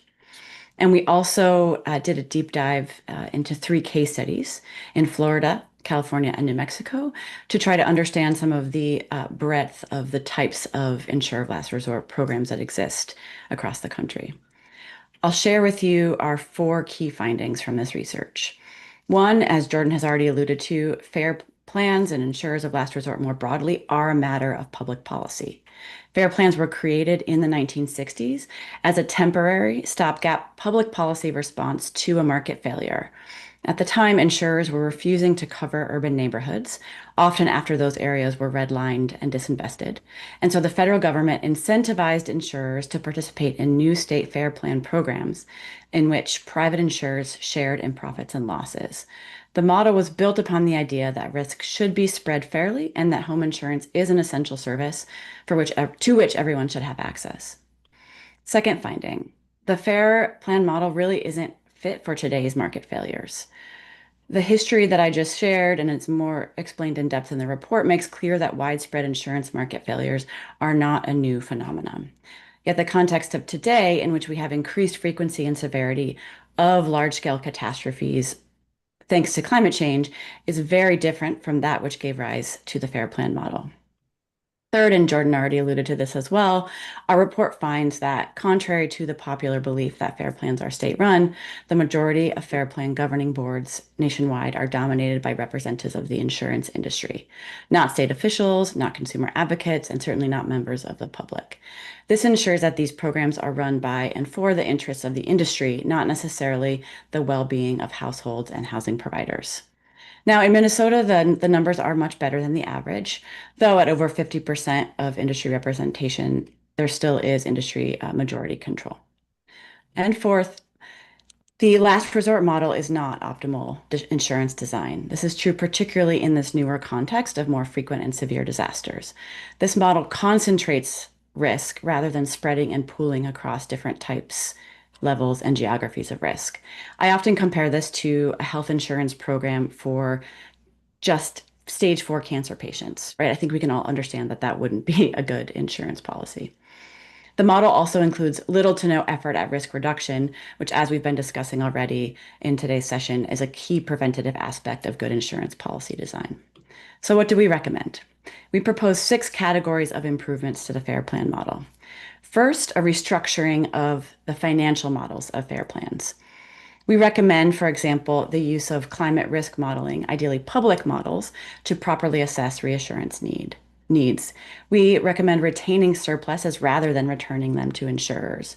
North Carolina does a version of this, retaining policyholder surpluses at the end of the year to fund grants for roof upgrades. We also suggest investing some portion of assets in supporting housing resilience. And we suggest designing funding structures that reflect the drivers and beneficiaries of stable property insurance markets. So we think, for example, of mortgage lenders who need insurable properties in order to provide loans. What role should they have in stabilizing the financial resilience of programs like FAIR plans? We also really insist on the necessity of robust policies at affordable rates to address the insurance gaps. We need to expand coverage beyond the current bare bones offerings so households have a real chance to recover after a major disaster. And the offerings must be affordable. And I'll note here the importance of considering not just homeowners, but housing providers as well. Providers, especially nonprofit affordable housing providers, are, according to our research, finding it harder and harder to pay for insurance. As this problem deepens, they may have to close up shop, further worsening housing availability and affordability issues broadly. We also need to require private market participants to bear more risk. FAIR plans are backstops for the private market. Therefore, private insurance companies should not get to then charge policyholders for the costs of participation, of the insurer's participation in the FAIR plan. We also suggest that states enact coverage requirements for private insurance companies. This would expand coverage options and avoid the perverse incentive of today's FAIR plan structure, in which private insurers may choose to avoid offering policies in higher risk areas because they know the FAIR plan will provide coverage. We also insist on transparent and democratic governance as essential to FAIR plan operation. So that means things like limiting insurance company control of FAIR plan design and operations, democratic accountability in the administration of the programs, transparency in things like meeting agendas, minutes, and financial statements, and minimum staffing and funding levels such that policyholders are interacting with public employees rather than private contractors. As other testifiers have very clearly illustrated, we need to be really integrating insurance provision with proactive and comprehensive hazard mitigation. And I will note that we really, from our research, think that it's essential that the mitigation approach not just be based on incentives, but focus on proactive and indirect investments, right? Most middle and lower income households can't afford high upfront costs that are often required to access things like tax incentives and tax rebates. And furthermore, we really see that while Michael Newman stressed that when it comes to some of the wind damage we see in places like Minnesota, the individual home retrofits do a really important job. In other areas like flooding, right, we see that modifications like sewer upgrades are not measures that individuals can take on their own. And so we do need to be thinking in some of that community and landscape level hazard mitigation as well. And finally, we urge policymakers to really do a better job at coordinating different areas of policy that touch on all the pieces of this insurance crisis, right? So housing, land use, disaster response, policymaking, it's all related, and should be coordinated. The issues at play here are not just about insurance industry regulation. And I'll end with just an example of why such a holistic approach is essential.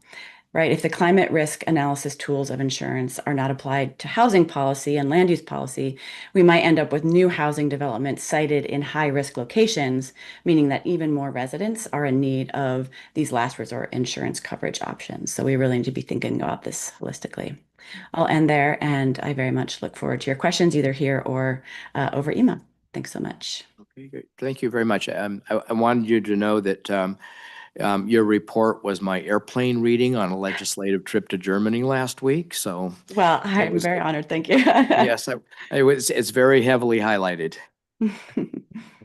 So any member questions for either of the testifiers? Yes, Bill. Remember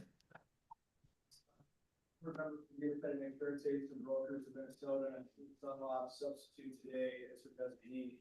I did have a comment question for the speakers. And from an agent consumer relationship, obviously we have a duty to provide the best insurance products to our consumers. And we always talk about the FAIR plan as a product of last resort.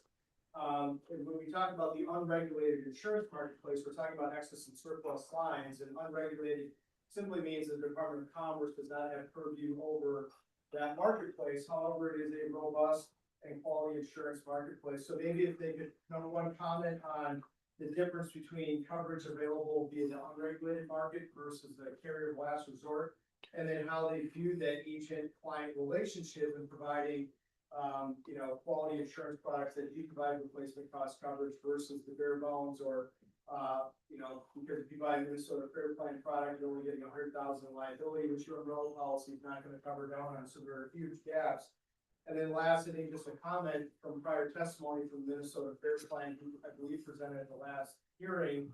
I mean, there are not reserves, and the Fair Plan in Minnesota is currently not set up at all to step in as the marketplace in Minnesota. And I think at one point had gotten down $200 in the bank in reserves. So like trying to step that up when there's currently a marketplace, I know as a 20-year agent, I would have the nerve to buy an excess surplus lines policy before I place the policy with Minnesota Fair Plan. So those comments, I'd welcome some statements. Yes, thank you very much for that comment, and I'd like to respond directly. I will submit many of the materials that I referenced today to the task force, and one of the things that I will submit is a recent Georgetown law paper that showed that surplus lines are growing very rapidly in response to climate change, and that we shouldn't regard this as a healthy trend because, as you mentioned, they are not as well regulated, including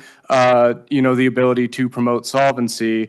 But as you also mentioned, that the FAIR Plan and the residual lines are not necessarily a solution to that in the absence of other reforms. So I think the key takeaway should be the last slide that Moira showed, these interconnected problems of land use, disaster recovery, insurance regulation, building codes should not be siloed in admitted market, non-admitted market, and residual market, and that the state government really needs to apply the public policy mission of stabilizing insurance markets, and that Minnesota's FAIR Plan is one of several tools that the state legislature needs to be more actively involved in managing. To your final concern, I also think that the financial position of the Minnesota FAIR Plan is a public policy question, and that there are potentially more creative strategies or tactics that the FAIR Plan could utilize, like what Moira mentioned with North Carolina. They are actually returning surplus profits to invest in mitigation. They've also issued a catastrophe bond or obtained reinsurance programs. We don't have anything like that being pursued by the Minnesota FAIR Plan, and I think that the Minnesota FAIR Plan having more public participation in its governance would help ensure that things like that are part of the broader mission are an important piece of the puzzle. I'll also turn it over to Moira if there's anything she'd like to add. Thanks. Unfortunately, I couldn't hear any of the remarks or question. So I'm sure Jordan did a fabulous job. If there are any specific questions within that for me, please, if they could be repeated in a microphone.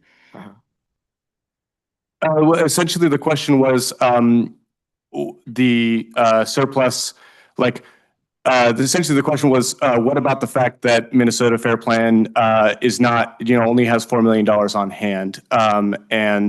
So in some cases, surplus lines might be a better option.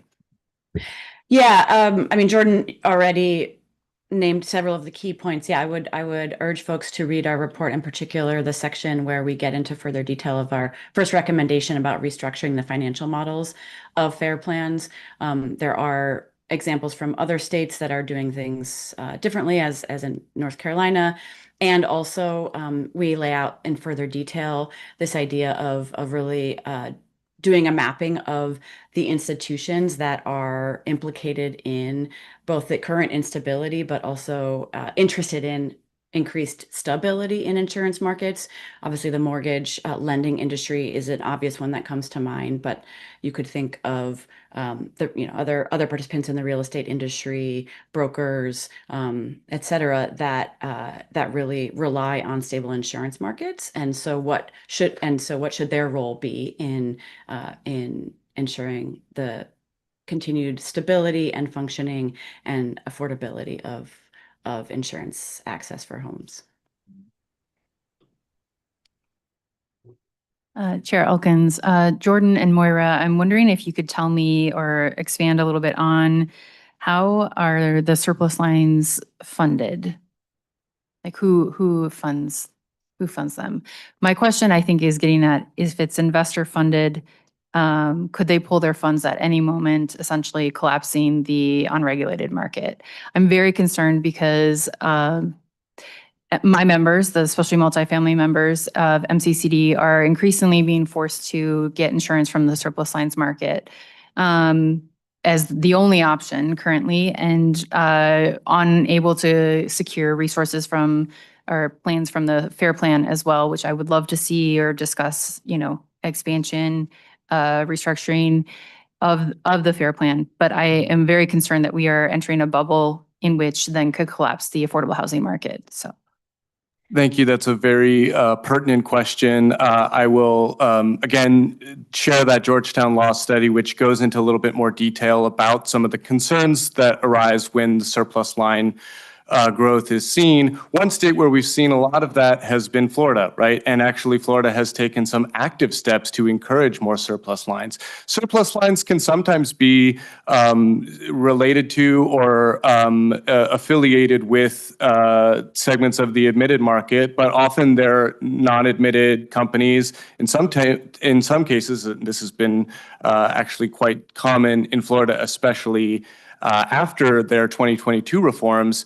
These new entrants into the market are not as well capitalized.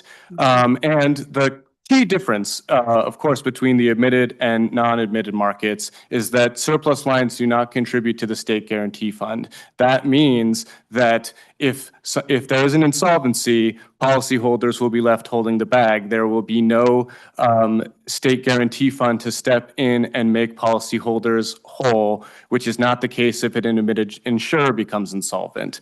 And one of the big, worrying trends that we've seen is that even though there are now new entrants into Florida's market after the 2022 reforms that they enacted, there was a report from the Florida Office of Insurance Regulation that came out in June. They didn't identify the specific companies that had failed a stress test, but right as hurricane season was starting, the number of companies that failed a stress test, if Florida had a really significant hurricane season, which thankfully in 2025 they didn't, had doubled in the past year.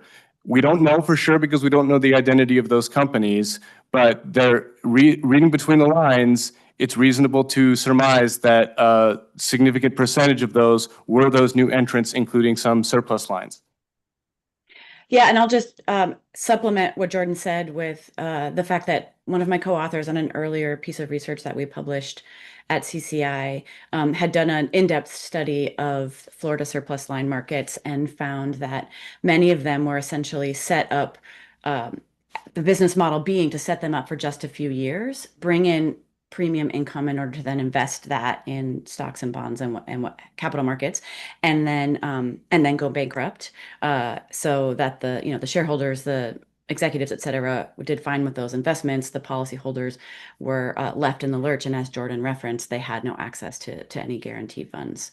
So it is indeed a very concerning development that these are becoming the sort of main option for policyholders. And I'd be happy to speak to you more in a separate moment, if that's of interest, about the multifamily insurance question, and particularly affordable housing. That's something that we're researching right now. So I'd love to dig into that further if that's of interest.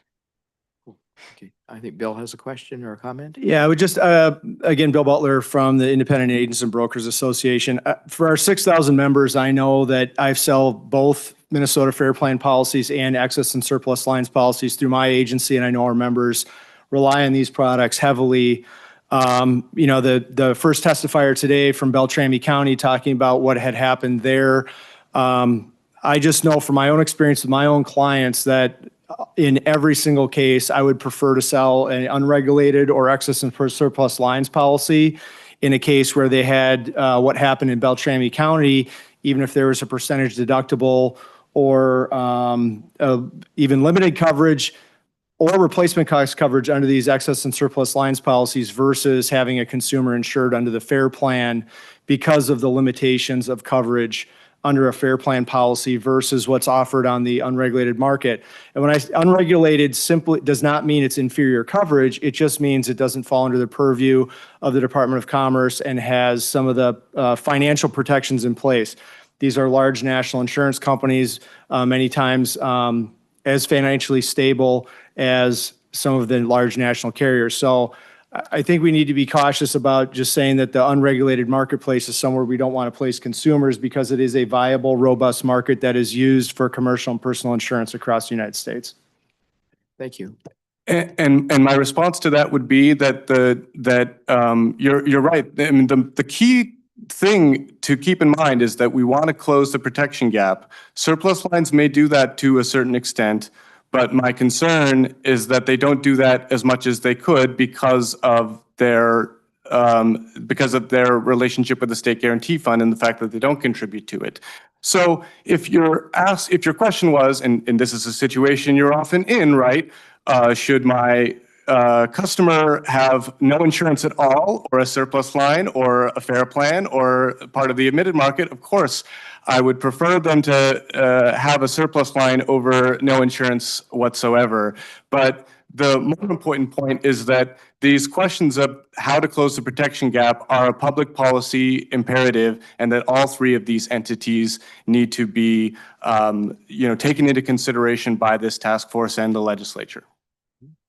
And just to complement what Jordan said, and hopefully with the policy goal of ensuring available, affordable, and truly adequate insurance for not just homeowners, but also housing providers, such that housing across the state is safe and available and affordable, right? And I think, unfortunately, sometimes the policy debate centers around, how are we rescuing this or that insurance company, or I live in California, and so it's often how do we entice them back?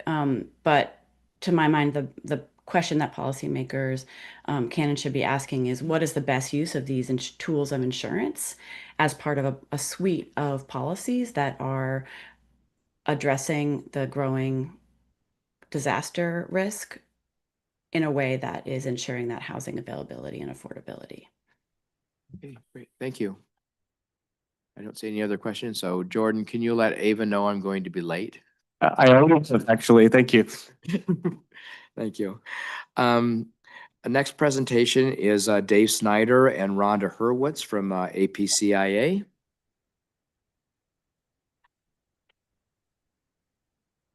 Thank you very much. Jean Godon will be showing her slides. Hopefully that will occur very shortly. I want to introduce myself. I am Dave Snyder, Vice President of the American Property Casualty Insurance Association. We have about 1,200 member insurers and reinsurers. And we often find ourselves at the end of a risk chain where insurance companies have an enviable job of delivering the bill for risk decisions that have been made sometimes many years before we're providing insurance. So if there's one message that I want to leave, it's that we're all in this together, and we want to be a constructive part of addressing the issues in Minnesota that are being discussed today. So I have a lot of slides, and I'm sure you'll be appreciative of the fact that I'm only going to focus on a couple of them. And please offer, Includes slides. we want to offer that we're available after this hearing to work with this group on your important mission. So the first slide is really a summary slide. What do we see causing the homeowners' losses in Minnesota and elsewhere? First of all, general increase in real estate costs. On top of that, record inflation in construction and other related claims costs, and especially focused on the fact that while general inflation may have come down from its peak a few years ago, we're still seeing major inflation for building materials and labor. Secondly, we have to recognize, this is something we all know and was graphically illustrated by Mr. Barry, is that we're dealing with an increasingly volatile climate with severe storms, and unfortunately a demographic shift to disaster-prone regions. People are actually moving into disaster-sensitive areas. And finally, the role of state government. What can we do in the private sector, working with government, to prevent errors that have been made and address the underlying costs? Next slide. So as I mentioned, I'm going to run through these slides very quickly. This is a quick summary of the increasing severe storm losses that we're seeing across the country, something that Minnesota regrettably is experiencing as well. Next slide. And that's another slide outlining the severe losses and noting the poor performance of most asphalt shingle roofs. And that underscores the importance of addressing that issue that has been so well documented by Michael Newman. Next. And wildfires. We see especially the spike up early in 2025 with the LA wildfires, which were the most costliest wildfire in American history. Next.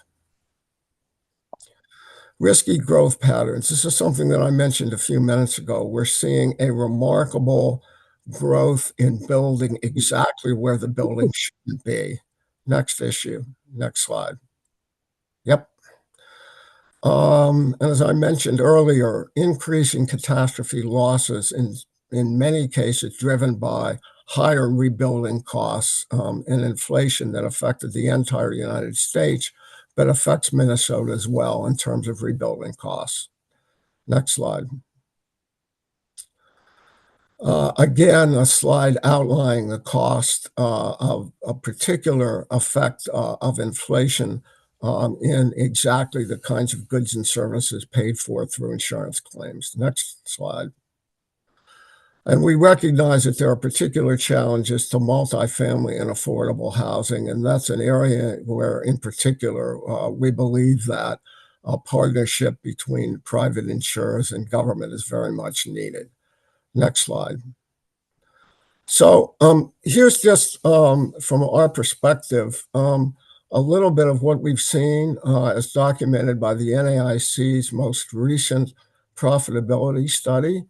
And you can see that because of the volatile weather and the huge losses that Minnesota has experienced, that the profitability is actually in the negative numbers for that period of time, actually worse than California, worse than Florida with its hurricanes, worse than countrywide, and of course, far below the Fortune all industry returns. So that's the challenge for insurers. That is, how to attract capital in an environment where losses are far exceeding premiums collected.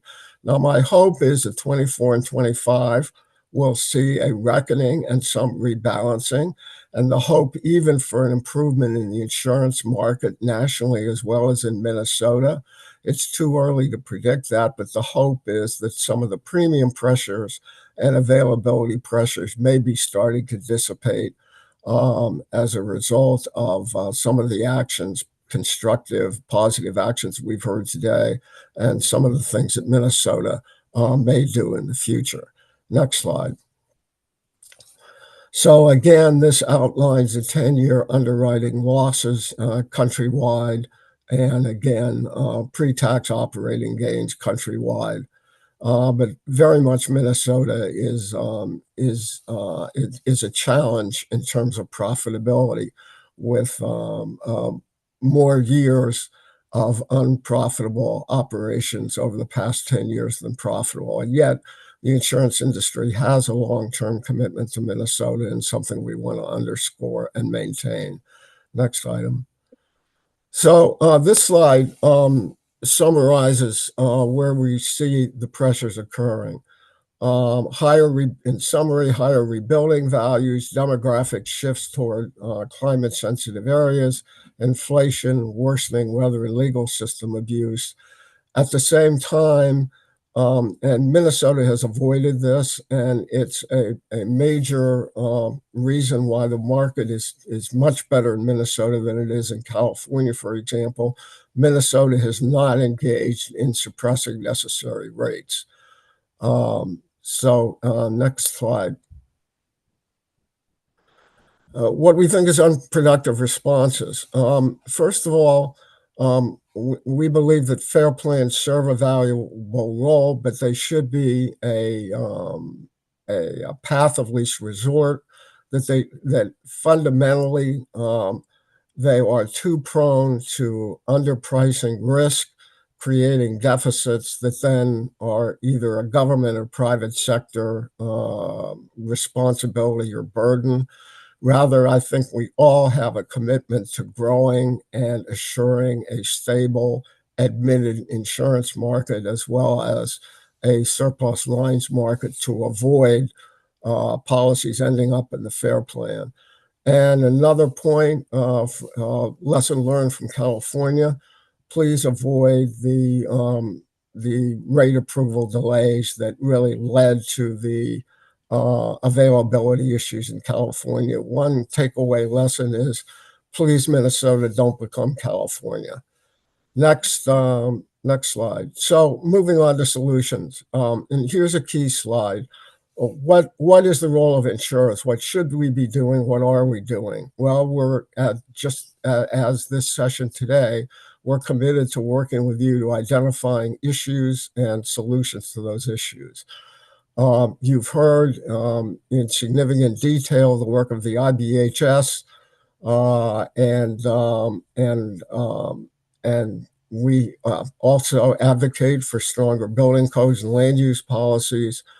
Our science-based research into risk mitigation is the fundamental work of IBHS, and advocate for a combination of grant funding, insurance discounts based upon IBHS standards.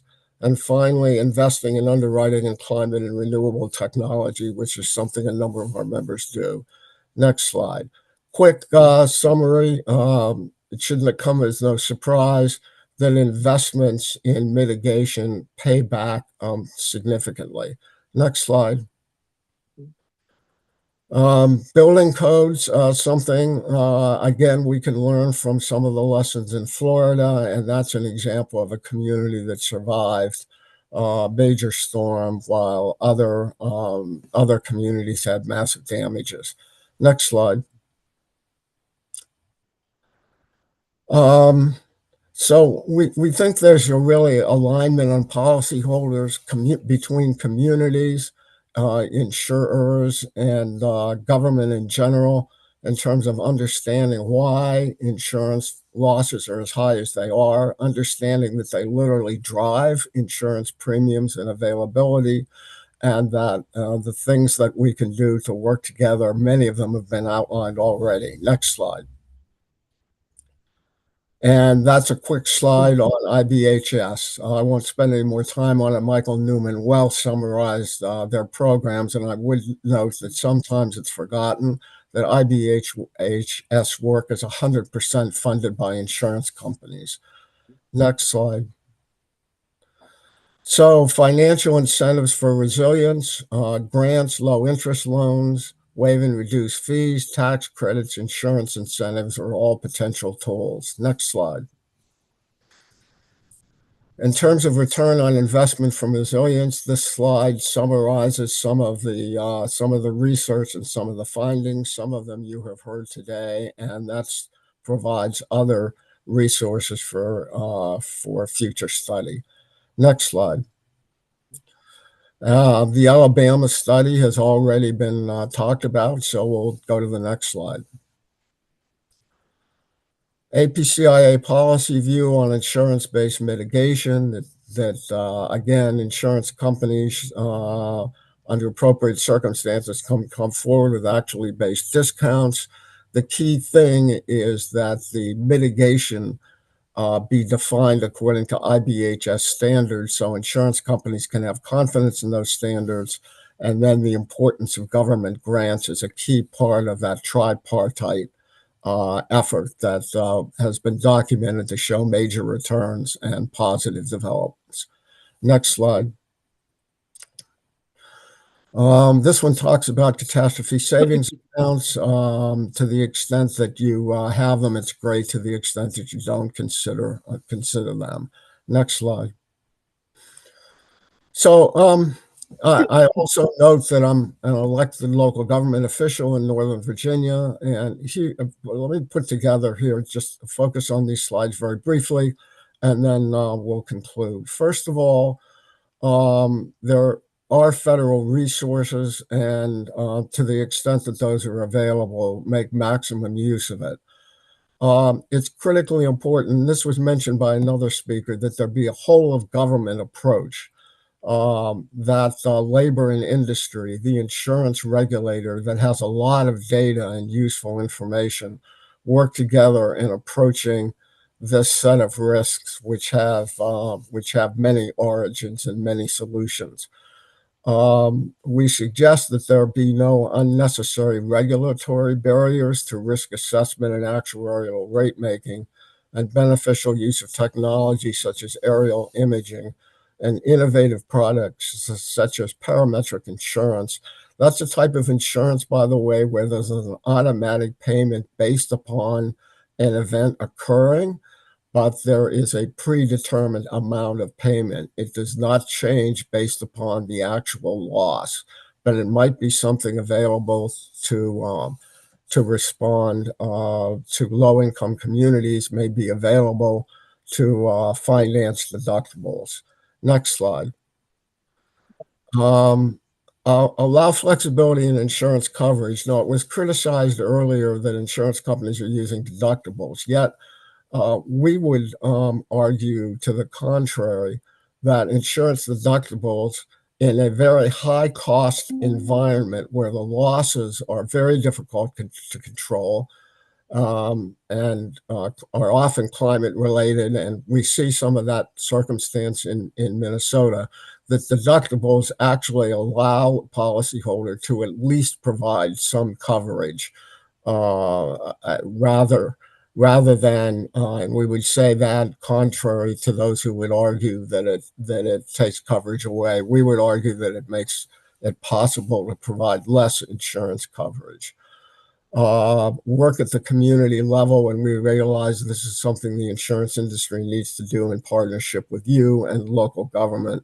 Funding to support mitigation efforts. Again, the grants that have so far not been provided would be extremely useful in providing the kind of results that you heard from Dr. Powell and Michael Newman. Catastrophe savings accounts are another recommendation, which I believe you actually might have in place. Next slide. A focus, again, urge continued focus on stronger building codes, land use legislation. Upgrading infrastructure is critical. A lot of flooding losses are preventable with up-to-date stormwater systems, for example. So government infrastructure has a key role to play in reducing losses. And there are drivers of other insurance costs, including inflation and lawsuit abuse, which my colleague will address very shortly. Next slide. So in conclusion, how to improve insurance affordability or maximize it. First is the key is risk mitigation. Most of a typical insurance policy dollar goes right out the door to pay for exactly what it should, to replace and repair homes. And it's critically important that we reduce that risk of loss so that we can reduce the premiums that are charged. We also suggest flexibility to tailor coverage as the consumer needs and ability to pay. And the fundamental and assuring availability is allowing risk-based rates. And Minnesota so far has done that. And that's much appreciated. And that's essential to avoiding a repetition of the California disaster in the insurance market there. And finally, the real solutions are key to society-wide, government-wide, multi-sector focus on resilience and sustainability with many of the component parts that you've heard during the course of this hearing. So I'll turn it now over to my colleague, Rhonda Hurwitz, who will do a deeper dive on legal system abuse, and then we'd be pleased to take any questions. And again, I want to really end my part of the presentation with how I began. We are all in this together. We're absolutely committed to working with you to address these issues. And one thing that I think we all share is a desire to minimize insurance protection gaps. Rhonda? Yeah. And Dave, before we go to her, I just want to say thank you for being here. I know you've been feeling kind of under the weather, and I'm very happy to see that that you are well enough to be able to join us and deliver this presentation. So I had seen an earlier version of it when you delivered it to the National Conference of State Legislators last year. Thought it was an excellent overview of the situation from an insurance point of view, and so thank you for basically updating it and reprising it for us today. Well, thank you for the opportunity and the honor to be here. Thank you. Rhonda? Okay. Yep. Thank you, David. Can everyone hear me? Good. Yes. Good afternoon, Mr. Chair and committee members. I'm Rhonda Hurwitz, Assistant Vice President of Liability at APCIA. Addressing and reforming legal system abuse is APCIA's signature priority, both at the state and federal level, and it's basically what keeps our members up at night. Legal system abuse refers generally to the misuse of the civil justice system for purposes other than seeking justice, such as to increase lawsuits, inflate claims costs, and secure higher verdicts unrelated to the evidence. As we all know, an ideal civil justice system is supposed to be fair, efficient, and predictable. And the surge in legal system abuse is unfortunately resulting in a highly unpredictable, profit-driven legal system where the costs are being passed on to businesses, insurers, nonprofits, premises owners, property owners, and of course, consumers. Legal system abuse has also been defined as the gap between liability costs and excess of traditional economic drivers, such as the CPI. So specifically, the costs of legal system abuse are roughly 7% a year, well beyond economic inflation. Multiple factors drive legal system abuse and its commensurate costs, including third-party litigation financing, ubiquitous attorney advertising, phantom inflated medical damages, nuclear verdicts, and excessive litigation. Trial bar tactics as well, such as jury anchoring, are also shifting juror sentiment. Lawsuit abuse and its costs affect a wide range of insurance lines, including homeowners and commercial property multi-peril. Basically, any claim with bodily injury is subject to inflated liability payouts. As you can see from the chart on the left, nuclear verdicts are surging. And actually what you're seeing is the median top 50 casualty verdicts on the left.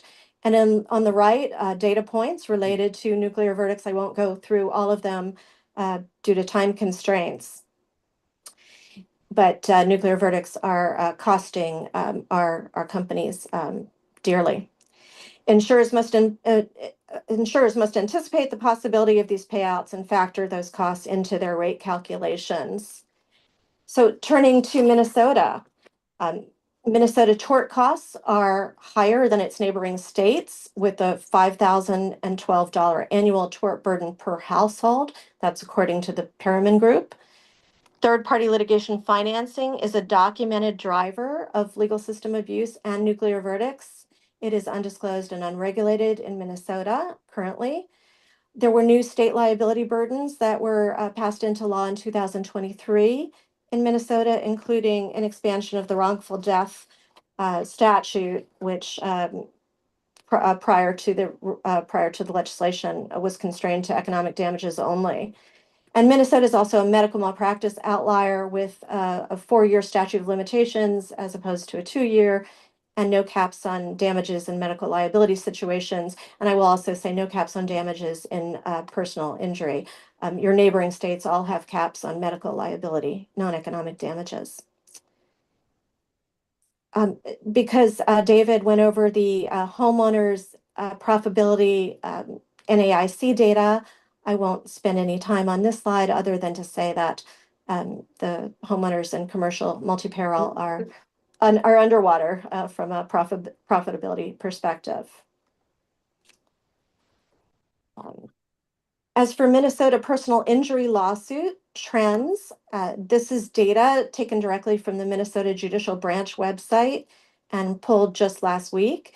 And it shows that Minnesota personal injury frequency is trending up at 8% increase from 2022 to 2024, according to those Minnesota court statistics. I would note for the record that I had an opportunity to review Mr. Joel Carlson's testimony that was submitted at the last meeting. And he mentioned that personal injury claims in Minnesota were trending down, but that doesn't appear to be the case. Next slide.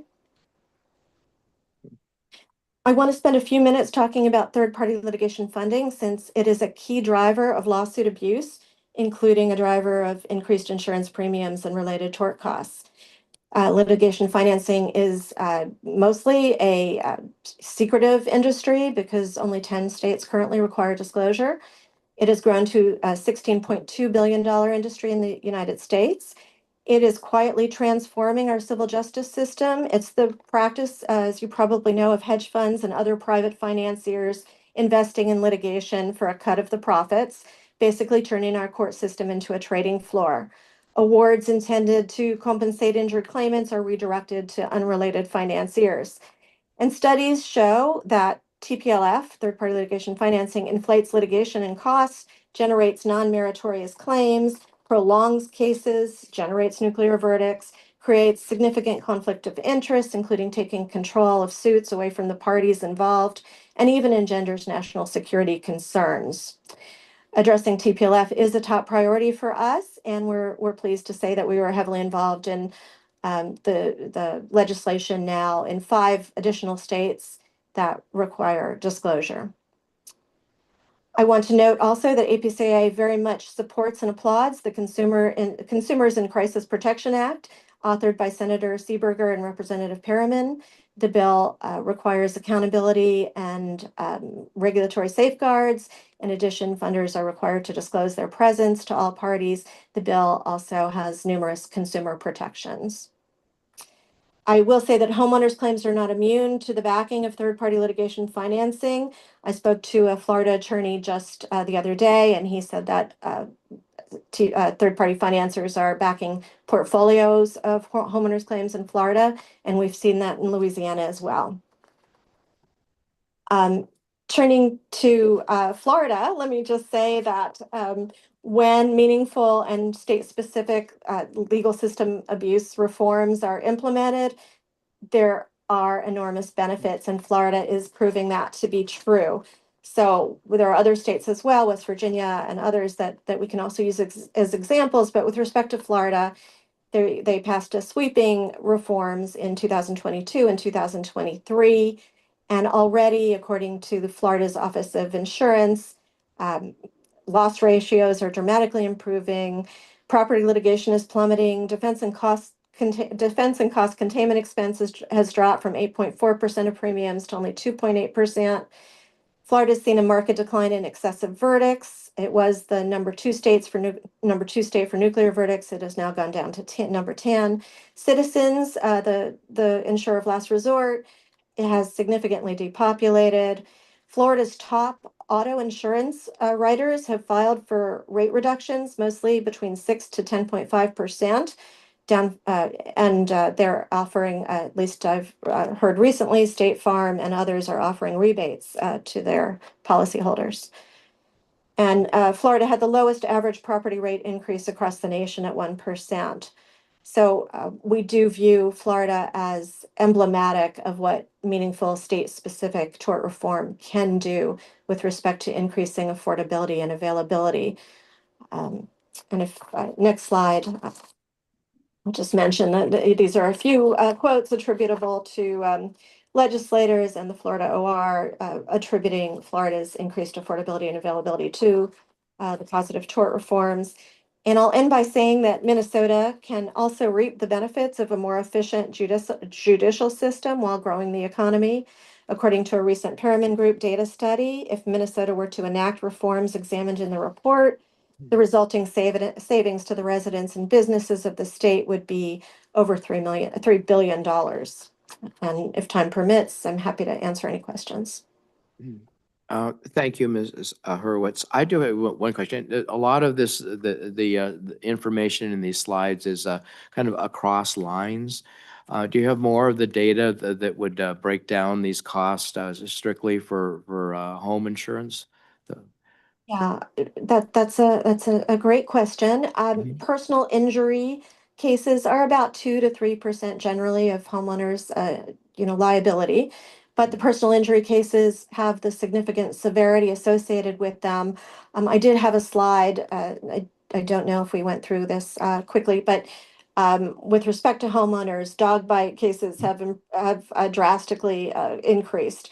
The slip and falls, the negligent security with nuclear verdicts across the country. I had a slide showing nuclear verdicts for negligent security with apartment complexes where the verdicts are in the 26 million, 50 million, 177 million recently. So while those verdicts may not have hit Minnesota yet, the other states probably do portend what is likely to come without certain reforms. Okay. Thank you. Members, any questions for either Dave Snyder or Rhonda Hurwitz? Mr. Chair. We have Aaron Cocking. one online. I'm sorry. Oh, Aaron. Okay. Mr. Chair, Aaron Cocking, Insurance Federation. Thank you, Ms. Hurwitz, for your testimony. I wanted to ask you, just piggybacking on the reforms we see from Florida. We had at our last meeting a testifier who quoted ATRA, American Tort Reform President Tiger Joyce, who said that, and he said, quote, "We wouldn't tell you or anyone that the reason to pass tort reform would be to reduce insurance rates."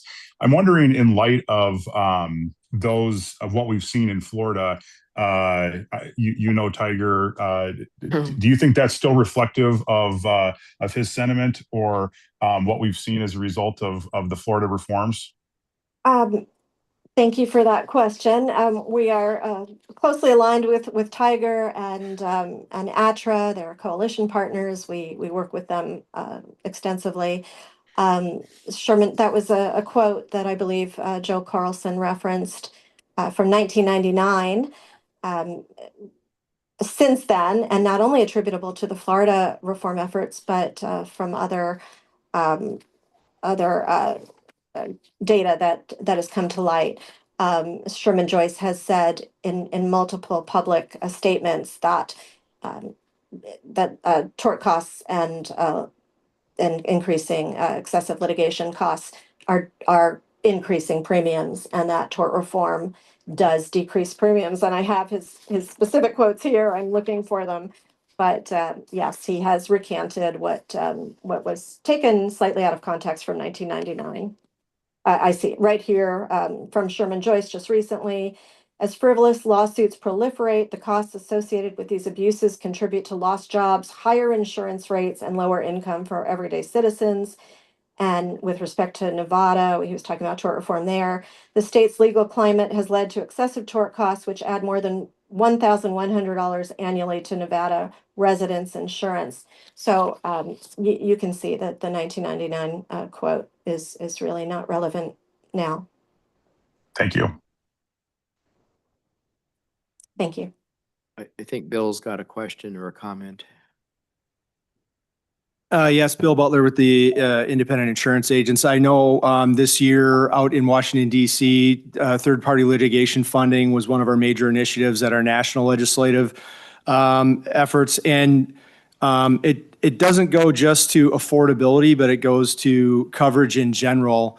And insurance companies are lowering liability coverages to reduce their risk because of this third-party litigation funding. When we talk about $16 billion, we're talking about insurance consumers paying those premiums as part of increased costs due to the litigation funding. I think when we look as an industry about controls that we can have and things that this committee can do, and when Gene comes back for representing us, we cannot control the weather. We cannot control the climate, but tort reform, and that's an initiative that I think we have some real control over as an industry, or as some actions to be taken by the committee. So I would just say that, and if there's any comments about that, the third-party litigation funding is a real concern nationally, and I think there's something we could do about that here in Minnesota with identifying who these third-party litigation people are. Peter? Thank you, Mr. Chair. I'd echo your comments, Mr. Snyder. Very good to see you virtually. Hope to see you in 3 dimensions again soon. I appreciated your comments about carriers not having issues moving regulatory filings through the Commerce Department. I very much appreciate that. That's important to us. I just want to make a clarification on the yellow slide. Your slides were not numbered, but on the unproductive responses yellow slide, I just want to confirm that the first bullet point under rate approval delays, mitigation and resiliency funding helps consumers. That's not an unproductive response. That is a productive response, correct? Because the next set of slides was all about how important mitigation and resiliency investments can be as a solution. So I just wanted to clarify that that was not, if you were just looking at that one slide, you might get the wrong impression, I think. Right. I agree. We're very committed as an industry to working with our policyholders, as was mentioned, for more resilient, more resilient buildings. So yeah, taken out of context, you're right. Thanks for that. And as long as we're on that slide, there was one point on there that I had to follow up on. You mentioned, I remember this from your presentation last year at NCSL as well, but that reinsurers have ample disaster capital on the sidelines. But we've seen some evidence here that while they may have it, they're not willing to spend it in this market, given the difficulty of actuarially assessing the risk from massive hailstorms, for example. So there's some evidence here, at least, that the reinsurers are pulled in their horns, leaving the frontline insurers to bear more of the risk, and that might be having kind of a multiplier effect on the increases in insurance rates here, especially in the multifamily part of the market. I'd seen some evidence coming out of Florida that they had been experiencing that, but that reinsurers were starting to come back into the market there as we've gone a year or two without a supermassive hurricane. But can you shed a little bit more on light on that issue? Yeah, I mean, generally, and you'll hear from the Reinsurance Association of America, but I think we're seeing generally capacity going back into reinsurance, and I think reinsurers now having greater capability. I think they're probably looking for signals from the legislature here about addressing the natural catastrophe exposures and risk here. But I mean, let me say this at this point. I'm relatively hopeful. I'm hopeful that we've begun to turn the corner nationally, but through programs like IBHS and other programs that we mentioned today, and other efforts to reduce risk of loss, that that Minnesota can be part of a more positive trend. Okay, thank you. Okay, if there aren't any other questions here, I want to thank both of these presenters as well. And Members, we're a half an hour over. We knew we were going to probably go late today. We've still got 4 people on who wanted to testify on the list. I know one of them, Mary Novak, is actually here in person and would like to testify. Huh? Oh, we've got a couple more. Oh, they're all here. Do we want to keep plowing ahead, or are there members who need to leave right away?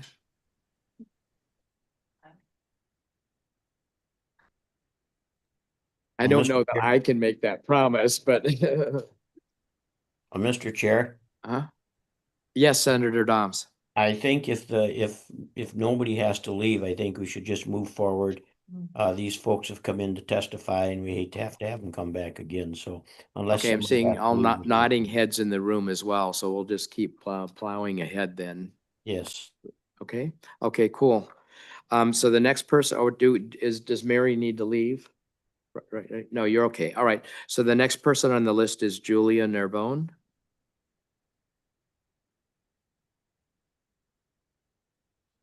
And she is with Minnesota Interfaith Power and Light. I really invite folks, if you want to stand up and take your bodies out or take a little break, that might be great, but I'll plow ahead because we'll move it forward. All right. All right. Well, thanks so much for having me here. Mr. Chair and members, it's wonderful to have the opportunity to testify. I will shorten my comments, and I have agreed with Austin that I will send you a written document that will incorporate some things that I didn't have a chance to say today. But I'm the executive director of Minnesota Interfaith Power and Light, and our organization collaborates with faith and spiritual communities who are committed to taking meaningful action to address the climate crisis. Part of that crisis is increasingly being borne out in the lives of Minnesotans as they struggle to deal with the impacts of extreme weather. And we believe that insurance is an increasingly common, exceedingly important tool for helping mitigate this unpredictable and yet increasingly common disasters that have befallen Minnesotans. So from wildfires to extreme wind, floods, et cetera, you've heard it all. Across the state, people are starting to talk about this in congregational coffee hours, and maybe you've been in some of those spots yourself. So I'd like to share with you the outcomes of a series of community forums that we've organized across the state this year, in which we were hoping to hear about people's specific experiences with their insurance and how they're building local community resilience to prepare for and respond to these challenging events. So I want to thank you, Peter, and the Minnesota Department of Commerce, who attended all of these hearings, and we're there to hear directly from residents and also provide information about how commerce works. So these forums were held in Morris, Alexandria, Woodbury, and St. Paul, and then we conducted interviews in both Duluth and Winona. We worked with the Morris Project, the West Central Initiative, Gustavus Adolphus College, the City of St. Peter, Douglas County Emergency Services, the East Metro Faith Network, Eco-Faith Network, and congregations across the state to put on these sessions. And we were able to hear from over 140 people. And these were emergency managers, insurance agents, mayors, city council people, business owners, homeowners, you get the picture.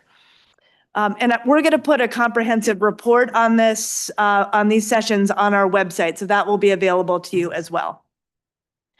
I want to just note that one of the things that I really learned from these sessions is that there are a lot of people in local government and city government and local nonprofits who want to have these conversations.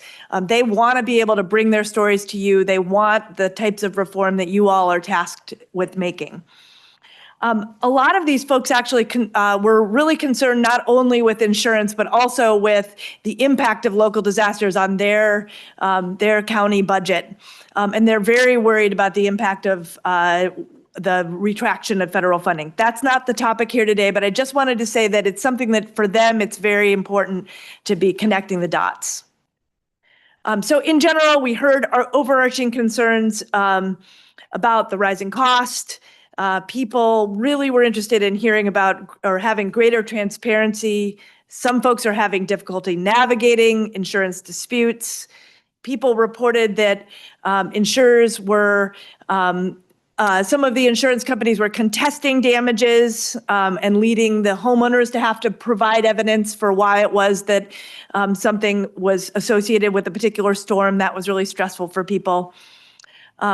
People were really surprised, and this came up in a number, I think in all of the different sessions, that the cost of the insurance was more because of how expensive things were post-disaster. So the description of what was happening in Bemidji was certainly echoed across the state, that the cost of contractors was going up. I'll send the report so you guys can read more extensively what the summaries was. But I just wanted to tell a couple stories. One is of a gentleman in Morris. These are all folks that if you all wanted to be in touch with them, I have their names and phone numbers. We can get you in touch. You can hear from them directly if you'd like. There was a guy from St. Francis Health Services who runs a series of assisted living facilities. They're considering, I don't know if it's a final decision, shutting down one of their assisted living facilities in Morris and leaving residents to have to travel 90 miles away from their families to be housed. And he directly links that to the cost of insurance. There were farmers who were asking you to think about not only the cost of property insurance on their homes and their buildings, but also their agricultural equipment, because it's not covered in crop insurance, and there's sort of a little, there's a lack of insurance in that region. One family reported having to have a tarp over their roof over the winter because they couldn't get the adjusters to agree on what needed to happen. And so they ended up not being able to get service in a timely manner. And I know that that was expressed in Bemidji. In Alexandria, people had experienced a tornado in 2022. I encourage you to hear from folks there. Some people said that insurance was great. I thought that was interesting. And some people were really concerned because they had lost everything and the insurance didn't cover it. So I just want to say there's a lot of stories, and they're not all the same. People are really excited about the fortified roofs that you heard about today. They want resilience opportunities. They want to know how to finance these projects. They want to know how they can get local contractors to learn about these products. So I want, so if we're able to solve some of those problems, that would be great. We also had a session in the East Metro in Woodbury, and at that session, people were really concerned about the planned unit developments being built in sort of a not very robust way. They're very concerned about the lack of regulation in HOAs. I'm not telling you anything new, but I wanted you to know, and I think it's worth putting it on the record, that people are out there in community talking about these issues. So people didn't understand that the DOC doesn't regulate HOAs in the same way that they regulate the individual property insurance market, and they want to know more. Okay, I'm going to end my testimony because we're behind time, but I want to say that in addition to some of the work that MNIPL has been doing to collect stories from people around the state, we've also really been following a number of these reports that you've been reading. And I want to say that when it comes to equity and things like credit scores being checked before insurance rates are issued, when it comes to the way that credit or the way that insurance rates are impacting rental and affordable housing markets, those are things that people are concerned about. People are talking about it. And we want to make sure that those are centered in the solutions that you come up with. So at the end, I'll just say, we think that this resilience and adaptation bucket of ideas is really important. We also want to make sure that you all have the opportunity to take a big picture look at risk and systemic change. And that some of the decisions are not going to be made around, the small questions. They're going to be made because we really think about, how we care for everybody as they as they share both the risk and the benefit of our state resources and the kinds of policy we make around private insurance. So thanks for letting me take the time. Great, thank you. Are there any questions? Nope, we're good. Thank you. Next testifier is Mary Novak from the Riverton Community Housing. Welcome, Mary. Thank you. Hello, Chair Elkins and members of the task force. I'm Mary Novak. I'm the Executive Director of Riverton Community Housing. I'm going to talk a little bit more about some of our specific experiences with insurance. Riverton operates over 600 below market cooperative housing units in Minneapolis. We've served the community for over 50 years. We believe resident-led governance fosters collaboration, resiliency, affordability, and stronger communities. Earlier this year, I testified in support of establishing this task force, and I am really pleased that it passed and it's convening to dig into the insurance issues facing Minnesotans and especially affordable housing properties. During the 2025 legislative session, I shared that Riverton has been seeing increases in our insurance costs that outpace any underwriting assumptions, often with eroded coverage. The unpredictability of retaining and maintaining habitational property coverage every year for our portfolio is demonstrated in the need to solicit bids from 50+ insurers to be denied by only all but one with a quote for coverage at the final hour before the policy lapses. This uncertainty leads to taking any coverage we can get, which includes higher deductibles and premiums and increased exclusions. We have seen the movement from being covered by admitted carriers for our entire portfolio for most of our existence to the excess and surplus lines market that offers tiered or layered coverage that ultimately could make claims extremely challenging to navigate and get funded. Recently, when renewing coverage, we were relieved to receive a renewal notice from our incumbent insurer, which was an admitted carrier for a portion of our property coverage. But to our surprise, they claimed to have sent a non-renewal notice 2 weeks after the original renewal notice that we never received and which was never produced to us by the insurer.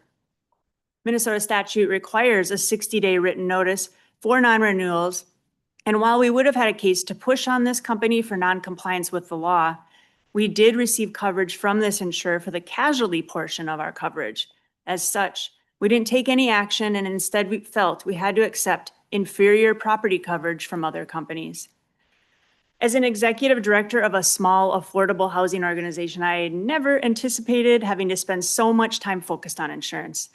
But in an effort to prepare for changes to requirements by insurers, we are constantly trying to anticipate changes insurance companies might want to see. We keep our properties well maintained and we have a good claims history, but that doesn't seem to help strengthen our position to maintain affordable insurance coverage. And I know Riverton isn't alone. Nearly all nonprofit affordable housing organizations are struggling to secure, let alone afford property coverage. With lean budgets and mounting costs, many are being forced into tough decisions, and some are selling properties or already have sold much of their portfolio. As the task force moves forward with this work, on behalf of all affordable housing providers, I'm asking you to ensure that recommendations also include solutions to help multifamily affordable housing providers.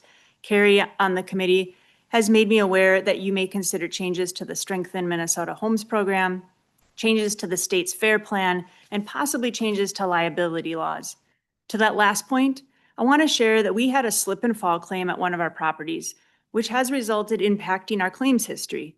Irrespective of how well we maintain our sites, the law seems unfavorably skewed to the tenant or their guests. The incident happened 3 years prior to when the claim was filed, which made us helpless to understand what actually happened to cause very large payout. We want to preserve affordable housing that often was initially financed with public subsidy and maintain it in perpetuity.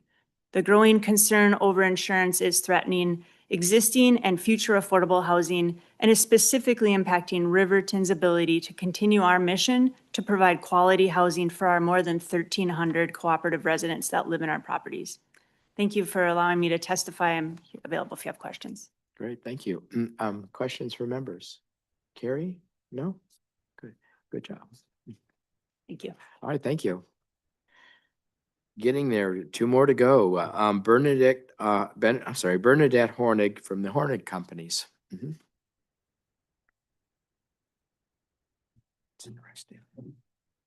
Good afternoon, Mr. Chair and members of the task force. My name is Bernadette Hornig. I'm a partner at Hornig Companies, a third generation family apartment ownership and management company that has a portfolio of over 5,000 apartments in over 150 buildings from Wheaton to Hoyt Lakes, Hudson, and Farmington. That's kind of our area. So we're based in Minnesota and our portfolio is primarily in Minnesota. So I'm going to talk specifically about Minnesota. As long-term owners, we firmly believe that an ounce of prevention is worth a pound of cure. However, as owners of older buildings, I start to get nervous when I hear about abrupt changes to standards, as those changes always come with increased upfront costs. As we have been faced with double-digit rate increases year over year, along with continuously increasing deductibles to help offset these premium increases, there are also standard changes that have had a real impact on our portfolio.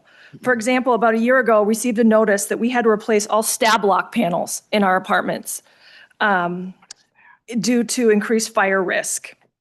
This created an immediate stress on our portfolio. The cost was $1,000 a unit. We had to find an electrician. If you've tried to find an electrician recently, it's very hard. And to find someone to come and replace panels at a short notice, order them, get them, it was very, very painful. But we had, as Mary and others have said, I mean, if we didn't comply, we were going to get dropped, and that was going to be a whole nother, a bigger problem for us. We had to then identify and replace the panels. So we had to go into every single unit, find out where the panels were located, and do an accurate count because some had already been replaced. That required at least 2 visits to each home.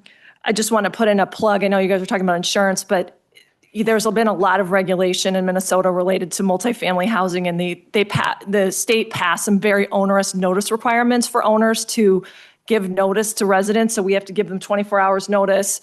We have to give them time windows, all this stuff. So imagine trying to replace these electrical panels, have their power go out, coordinate. It was a complete nightmare. So as you're thinking about changing roof standards and other things, I think it's great. I mean, like I said, an ounce of prevention is worth a pound of cure. However, we have to come up with that money. So we're not just sitting around. I know everybody thinks that rental property owners are sitting on big piles of money, but we're not. And so we need to come up with a plan. And I personally don't want any grants from the state of Minnesota. I don't want to deal with applying for grants. I don't want to do more paperwork. I don't want to do compliance. I don't want to do anything with that. So I would advocate for a tax credit or something else where you can show evidence that you've completed the work, you've funded it, and you're doing things along those lines. So if you have any questions, I'd be happy to share my experience, but just wanted to bring that to your attention. Thank you. Thank you. Yeah, so I think the members benefit. I mean, the Met Council did a study a number of years ago now, but on what was the composition of the affordable housing in the region, and they discovered that 90% of the Twin Cities affordable housing is what is euphemistically referred to as naturally occurring affordable housing, which just means that it's old. And older housing is, much more expensive to bring up to standards, and it was much less likely to have been built in the first place to contemporary standards, and which is one of the reasons why that particular segment of the multifamily housing market is particularly hard hit. Insurance companies are reluctant to insure a 50-year-old building with a crummy roof. That's entirely understandable, but at the same time, a big chunk of our affordable housing supply is at risk because of the related insurance increases. It's one of our biggest challenges.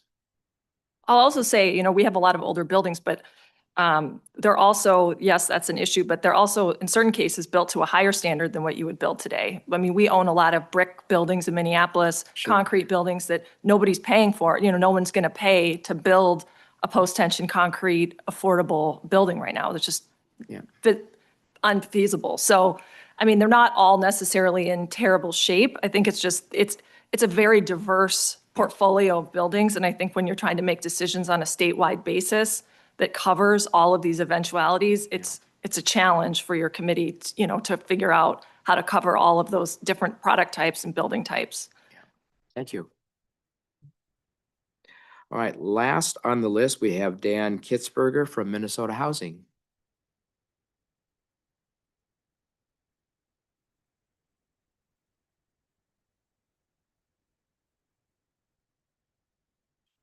Oh, right.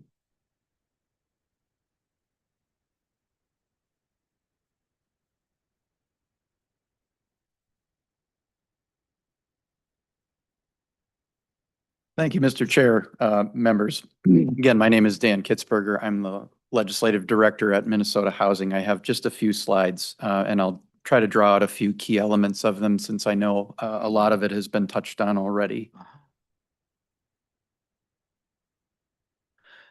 Just to sort of familiarize you with Minnesota Housing, if you aren't already, we were established a little over 50 years ago. We have a 7-member board of directors that's appointed by the governor and includes the state auditor. We don't receive any direct appropriations for our agency operating costs. This is because we are a bank and we do financing of single-family mortgages and multifamily rental development. And we serve statewide through a network of partnerships of community-based organizations, lenders, and we serve the entire housing continuum, everything from prevention all the way to home ownership activity. So a few things we don't do. Basically, we don't build, develop, or own housing. We don't regulate the housing or development of that housing, and we don't enforce things like local code or zoning or land use policies. I just wanted to bring with a few slides, and these actually come from an annual report that our research team puts together on just what they see as a kind of emerging trends in the housing world within the state. And so this comes from our particularly our multifamily rental portfolio where we have financing in the property. And really starting several years ago in 2018, property insurance costs began to outpace the consumer price index. And if you look, this is particularly acute in properties that are financed by federal low-income housing tax credits. And those were increases as much as close to 26% within the last couple of years. And really the implication here is that in affordable housing, these are rent limited. And so, we reach a point where the ability to increase rents is no longer able to offset increased costs. So this brings us, that previous chart went to 2023. In 2024, we saw a jump of 37% year over year in the median insurance cost per unit. And this continues to be within our portfolio, again, the leading operating expense increase over the last several years. A bit of good news, though unrelated directly to insurance, or related directly to insurance, it isn't. There's been a 50% reduction in property taxes due to a new property tax rate that was passed by the legislature a few years ago. And this is for properties that meet certain conditions. And so the units within those properties are taxed at a lower rate. So that's helping some to offset those increases in insurance rates. Again, this is the home ownership marketplace where we're seeing premiums outpace the consumer price index.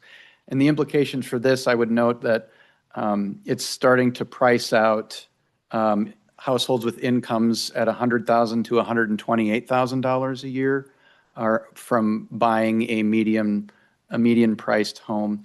And one of the incentives for a mortgage through us is down payment assistance. And so those are the higher end or incomes on the higher end of the continuum that we work with. Again, a map showing some of the weather events that we are understanding to be some of the drivers of these, of higher premiums. I think it's notable that since 2019, there've been an average of $20 billion climate events, with 28 in 2023. Many of you have heard, I think we've already heard a lot of the information on this slide. I just draw your attention to the one on the lower right. Much of the housing we develop in partnership with community-based organizations and developers is permanent supportive housing. So that's housing that provides services to help stabilize households that have experienced homelessness. And these do tend to have higher claim activity. And as was noted earlier, a number of these properties are seeking policies through the excess and surplus market. And again, the implications overall are putting increased financial pressures and causing, difficult trade-offs for owners and managers of affordable rental properties. And in the home ownership market broadly, it's another added cost consideration when you factor in the cost of a mortgage and interest rates, increasing utility costs, new construction, if that's a possibility. And so another added cost pressure that ends up pricing potential buyers out of the marketplace. Again, some of the trade-offs and considerations that we understand as I talk to our asset management team and the properties within our portfolio, and some of the things that they have to factor in. And I can leave it there. If there are any questions, I'd be happy to answer. Carrie. Thanks, Chair Elkins. And I really have more of a comment and maybe something future to look into, but thanks, Dan, for being here. And my eye was also drawn to the permanent supportive housing impact, knowing that affordable housing providers often house people at greater risk. We know that is factored into insurance rates. And I'm just curious if there has been any research on the predictability and availability of permanent supportive housing funds, and if that can factor into reducing risk for insurers, because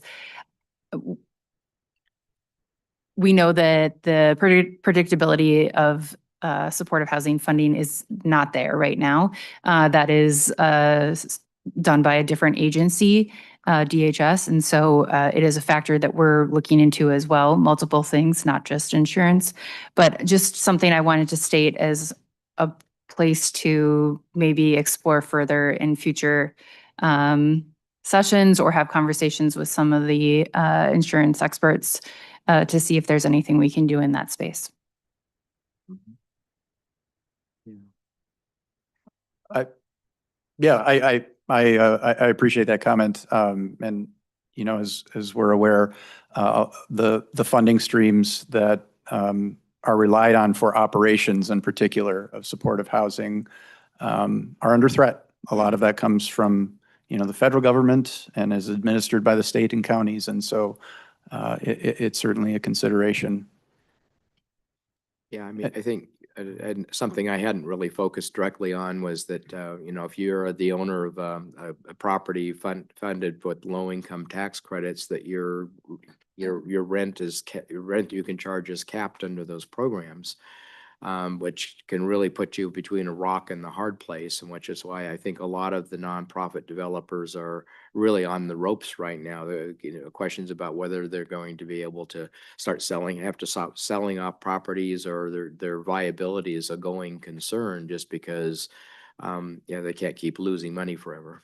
And Mr. Chair, I'm glad you pointed that out. Low-income housing tax credit continues to be the largest source of capital that comes to the state for affordable housing, despite historic years of one-time funding in the last few years. And I would just appreciate the shout out from Mr. Newman earlier.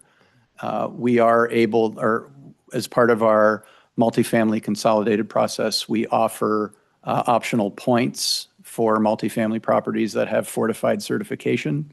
And so that is a way for developers to set themselves apart or get ahead in a competitive process for limited resources. Great. Adam. Yes, Mr. Chair, question for the testifier. So I saw a panel that the Federal Reserve of Minneapolis had put together earlier this year.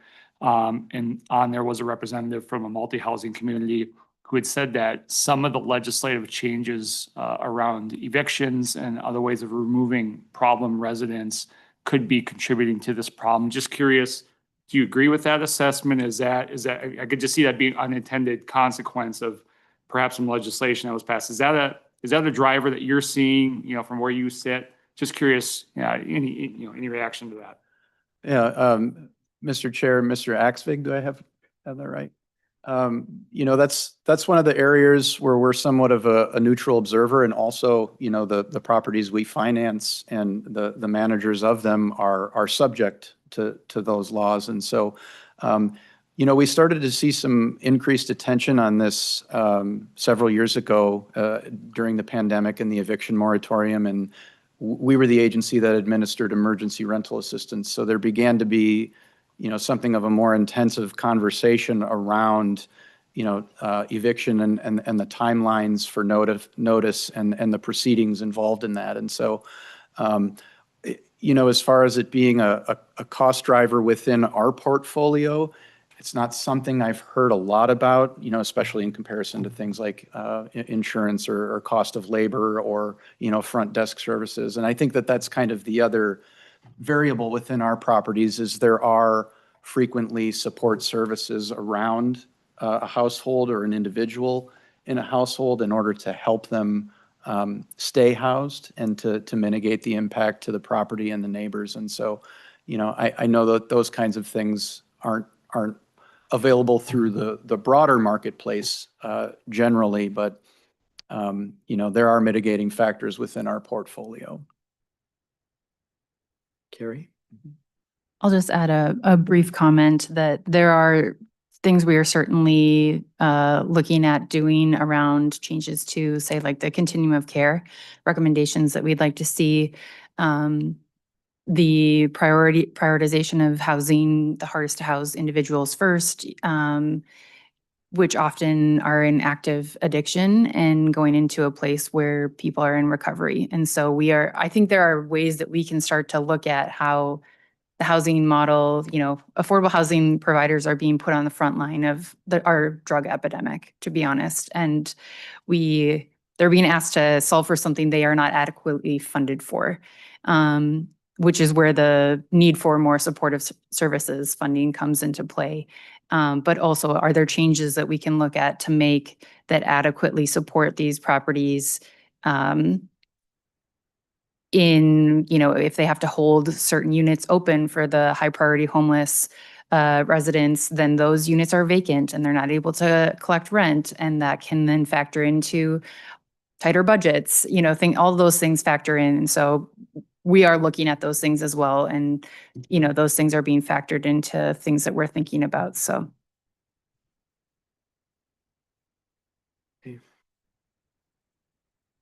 Okay, thank you. Thank you, Mr. Chair. Yeah, when we were putting together the order of the testifiers today, we kind of tried to group things by subject area. And I think that it flowed pretty well, even though we're an hour over the time. We packed a lot into this meeting. So the only topic that we haven't covered that I can think of is reinsurance, and we're still hoping to get somebody from the reinsurance trade organization to talk to us at the next one. Are there any other topics that we would want new testimony on that members can think of? Mr. Chair, Aaron Cocking. Yep. Aaron? I just wanted to give you, we've got the testifier from the Reinsurance Association of America and Aon are both on board to present at the next meeting. Okay, excellent. Okay. Mr. Chair, I'd love to incorporate someone representing the HOA side, the homeowner side, as one, section of the multifamily that as we look at it. Can you suggest a testifier? Certainly can. I can email Austin some names. Would that be the best way to do? Yeah. There's 1.4 million people in Minnesota living in HOAs, and 1 out of 3 homes being built now, so, Well, that's how I got drawn into this issue. sure, sure. Is a constituent living in a homeowners association that ended up finally having to go to Lloyd's of London to get property insurance at 4 times their previous rate. Gotcha. I'll recommend some names. That'd be great. Yeah. Thank you. Mhm. Okay, so yeah, my brain is full.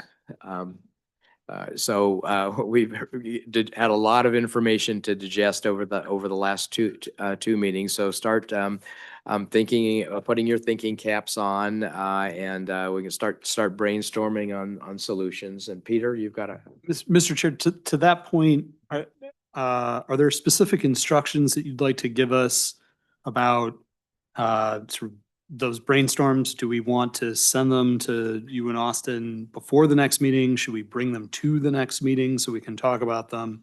How would you like us to proceed so that we're using our time efficiently I at our think next meeting? I'd like to start being able to structure, get information early so we can maybe start structuring the discussion for next time. So if you've got ideas, send them to Austin. And I think I think we're certainly, as we continue, going to want to have some of our earlier testifiers come back as well. I definitely think, for example, and I think there would already be a consensus around this table that building hardening resilience is going to be something that we want to take on. We've collected a lot of good information. And I think we already have, some kind of a program in place that we might want to maybe drill down into a little bit more detail and figure out how we can put more oomph behind it, perhaps. But I'm sure I sense a consensus around that issue that we could be something that we could tackle and come up with some recommendations on, fairly early, actually. Some of these are going to be a little bit more contentious. I suspect that we're not going to come up out of this with a recommendation to have one big, huge omnibus bill. I think that there probably will be several bills that come out of our work. A lot of them will be, run as standalones,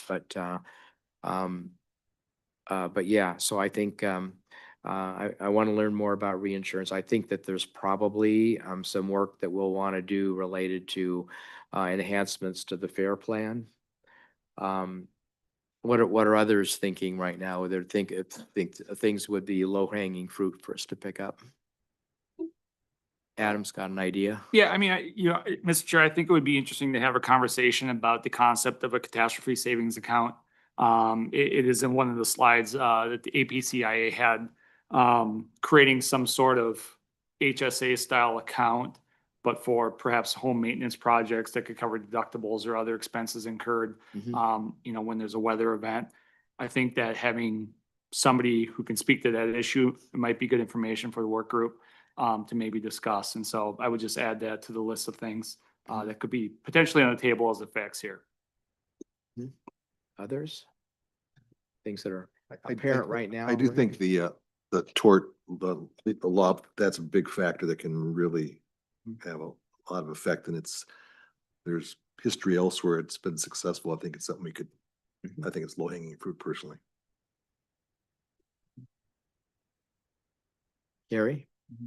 I would maybe even like to hear from the insurance brokers. It feels like they're problem solvers. I just constantly hear from my members that they look to their brokers to help them, and FOST is constantly like giving me little thoughts and ideas, and we have chatted. So maybe that is something that could even be done too, I'd love to hear if there's like recommendations, besides kind of the tort reform, if there are like standards, if there are things that insurance brokers are recommending that we can start to amplify out. Any ideas for a testifier yet? I mean, we could just have our task force members testify. Yeah. I insure lots of apartment buildings. Yeah. So I do it every day. As an agent, I do all the pre-underwriting that the brokers are looking for, so I can help answer questions too. Okay, great. Cool. Well, thanks to everyone for sticking with us. Thanks to all of our excellent presenters today. And when is our next meeting now? It's December 3rd. Okay, and if you haven't completed the doodle polls for the other meetings yet, please do so. And if there's no other business to come before us, I think we can adjourn.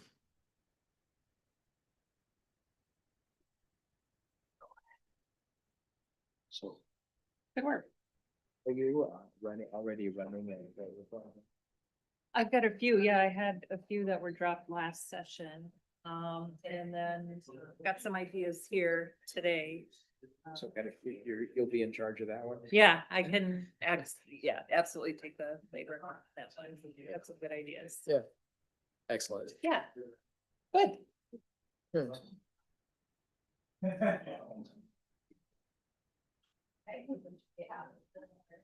All right, good meeting. Yeah. Right.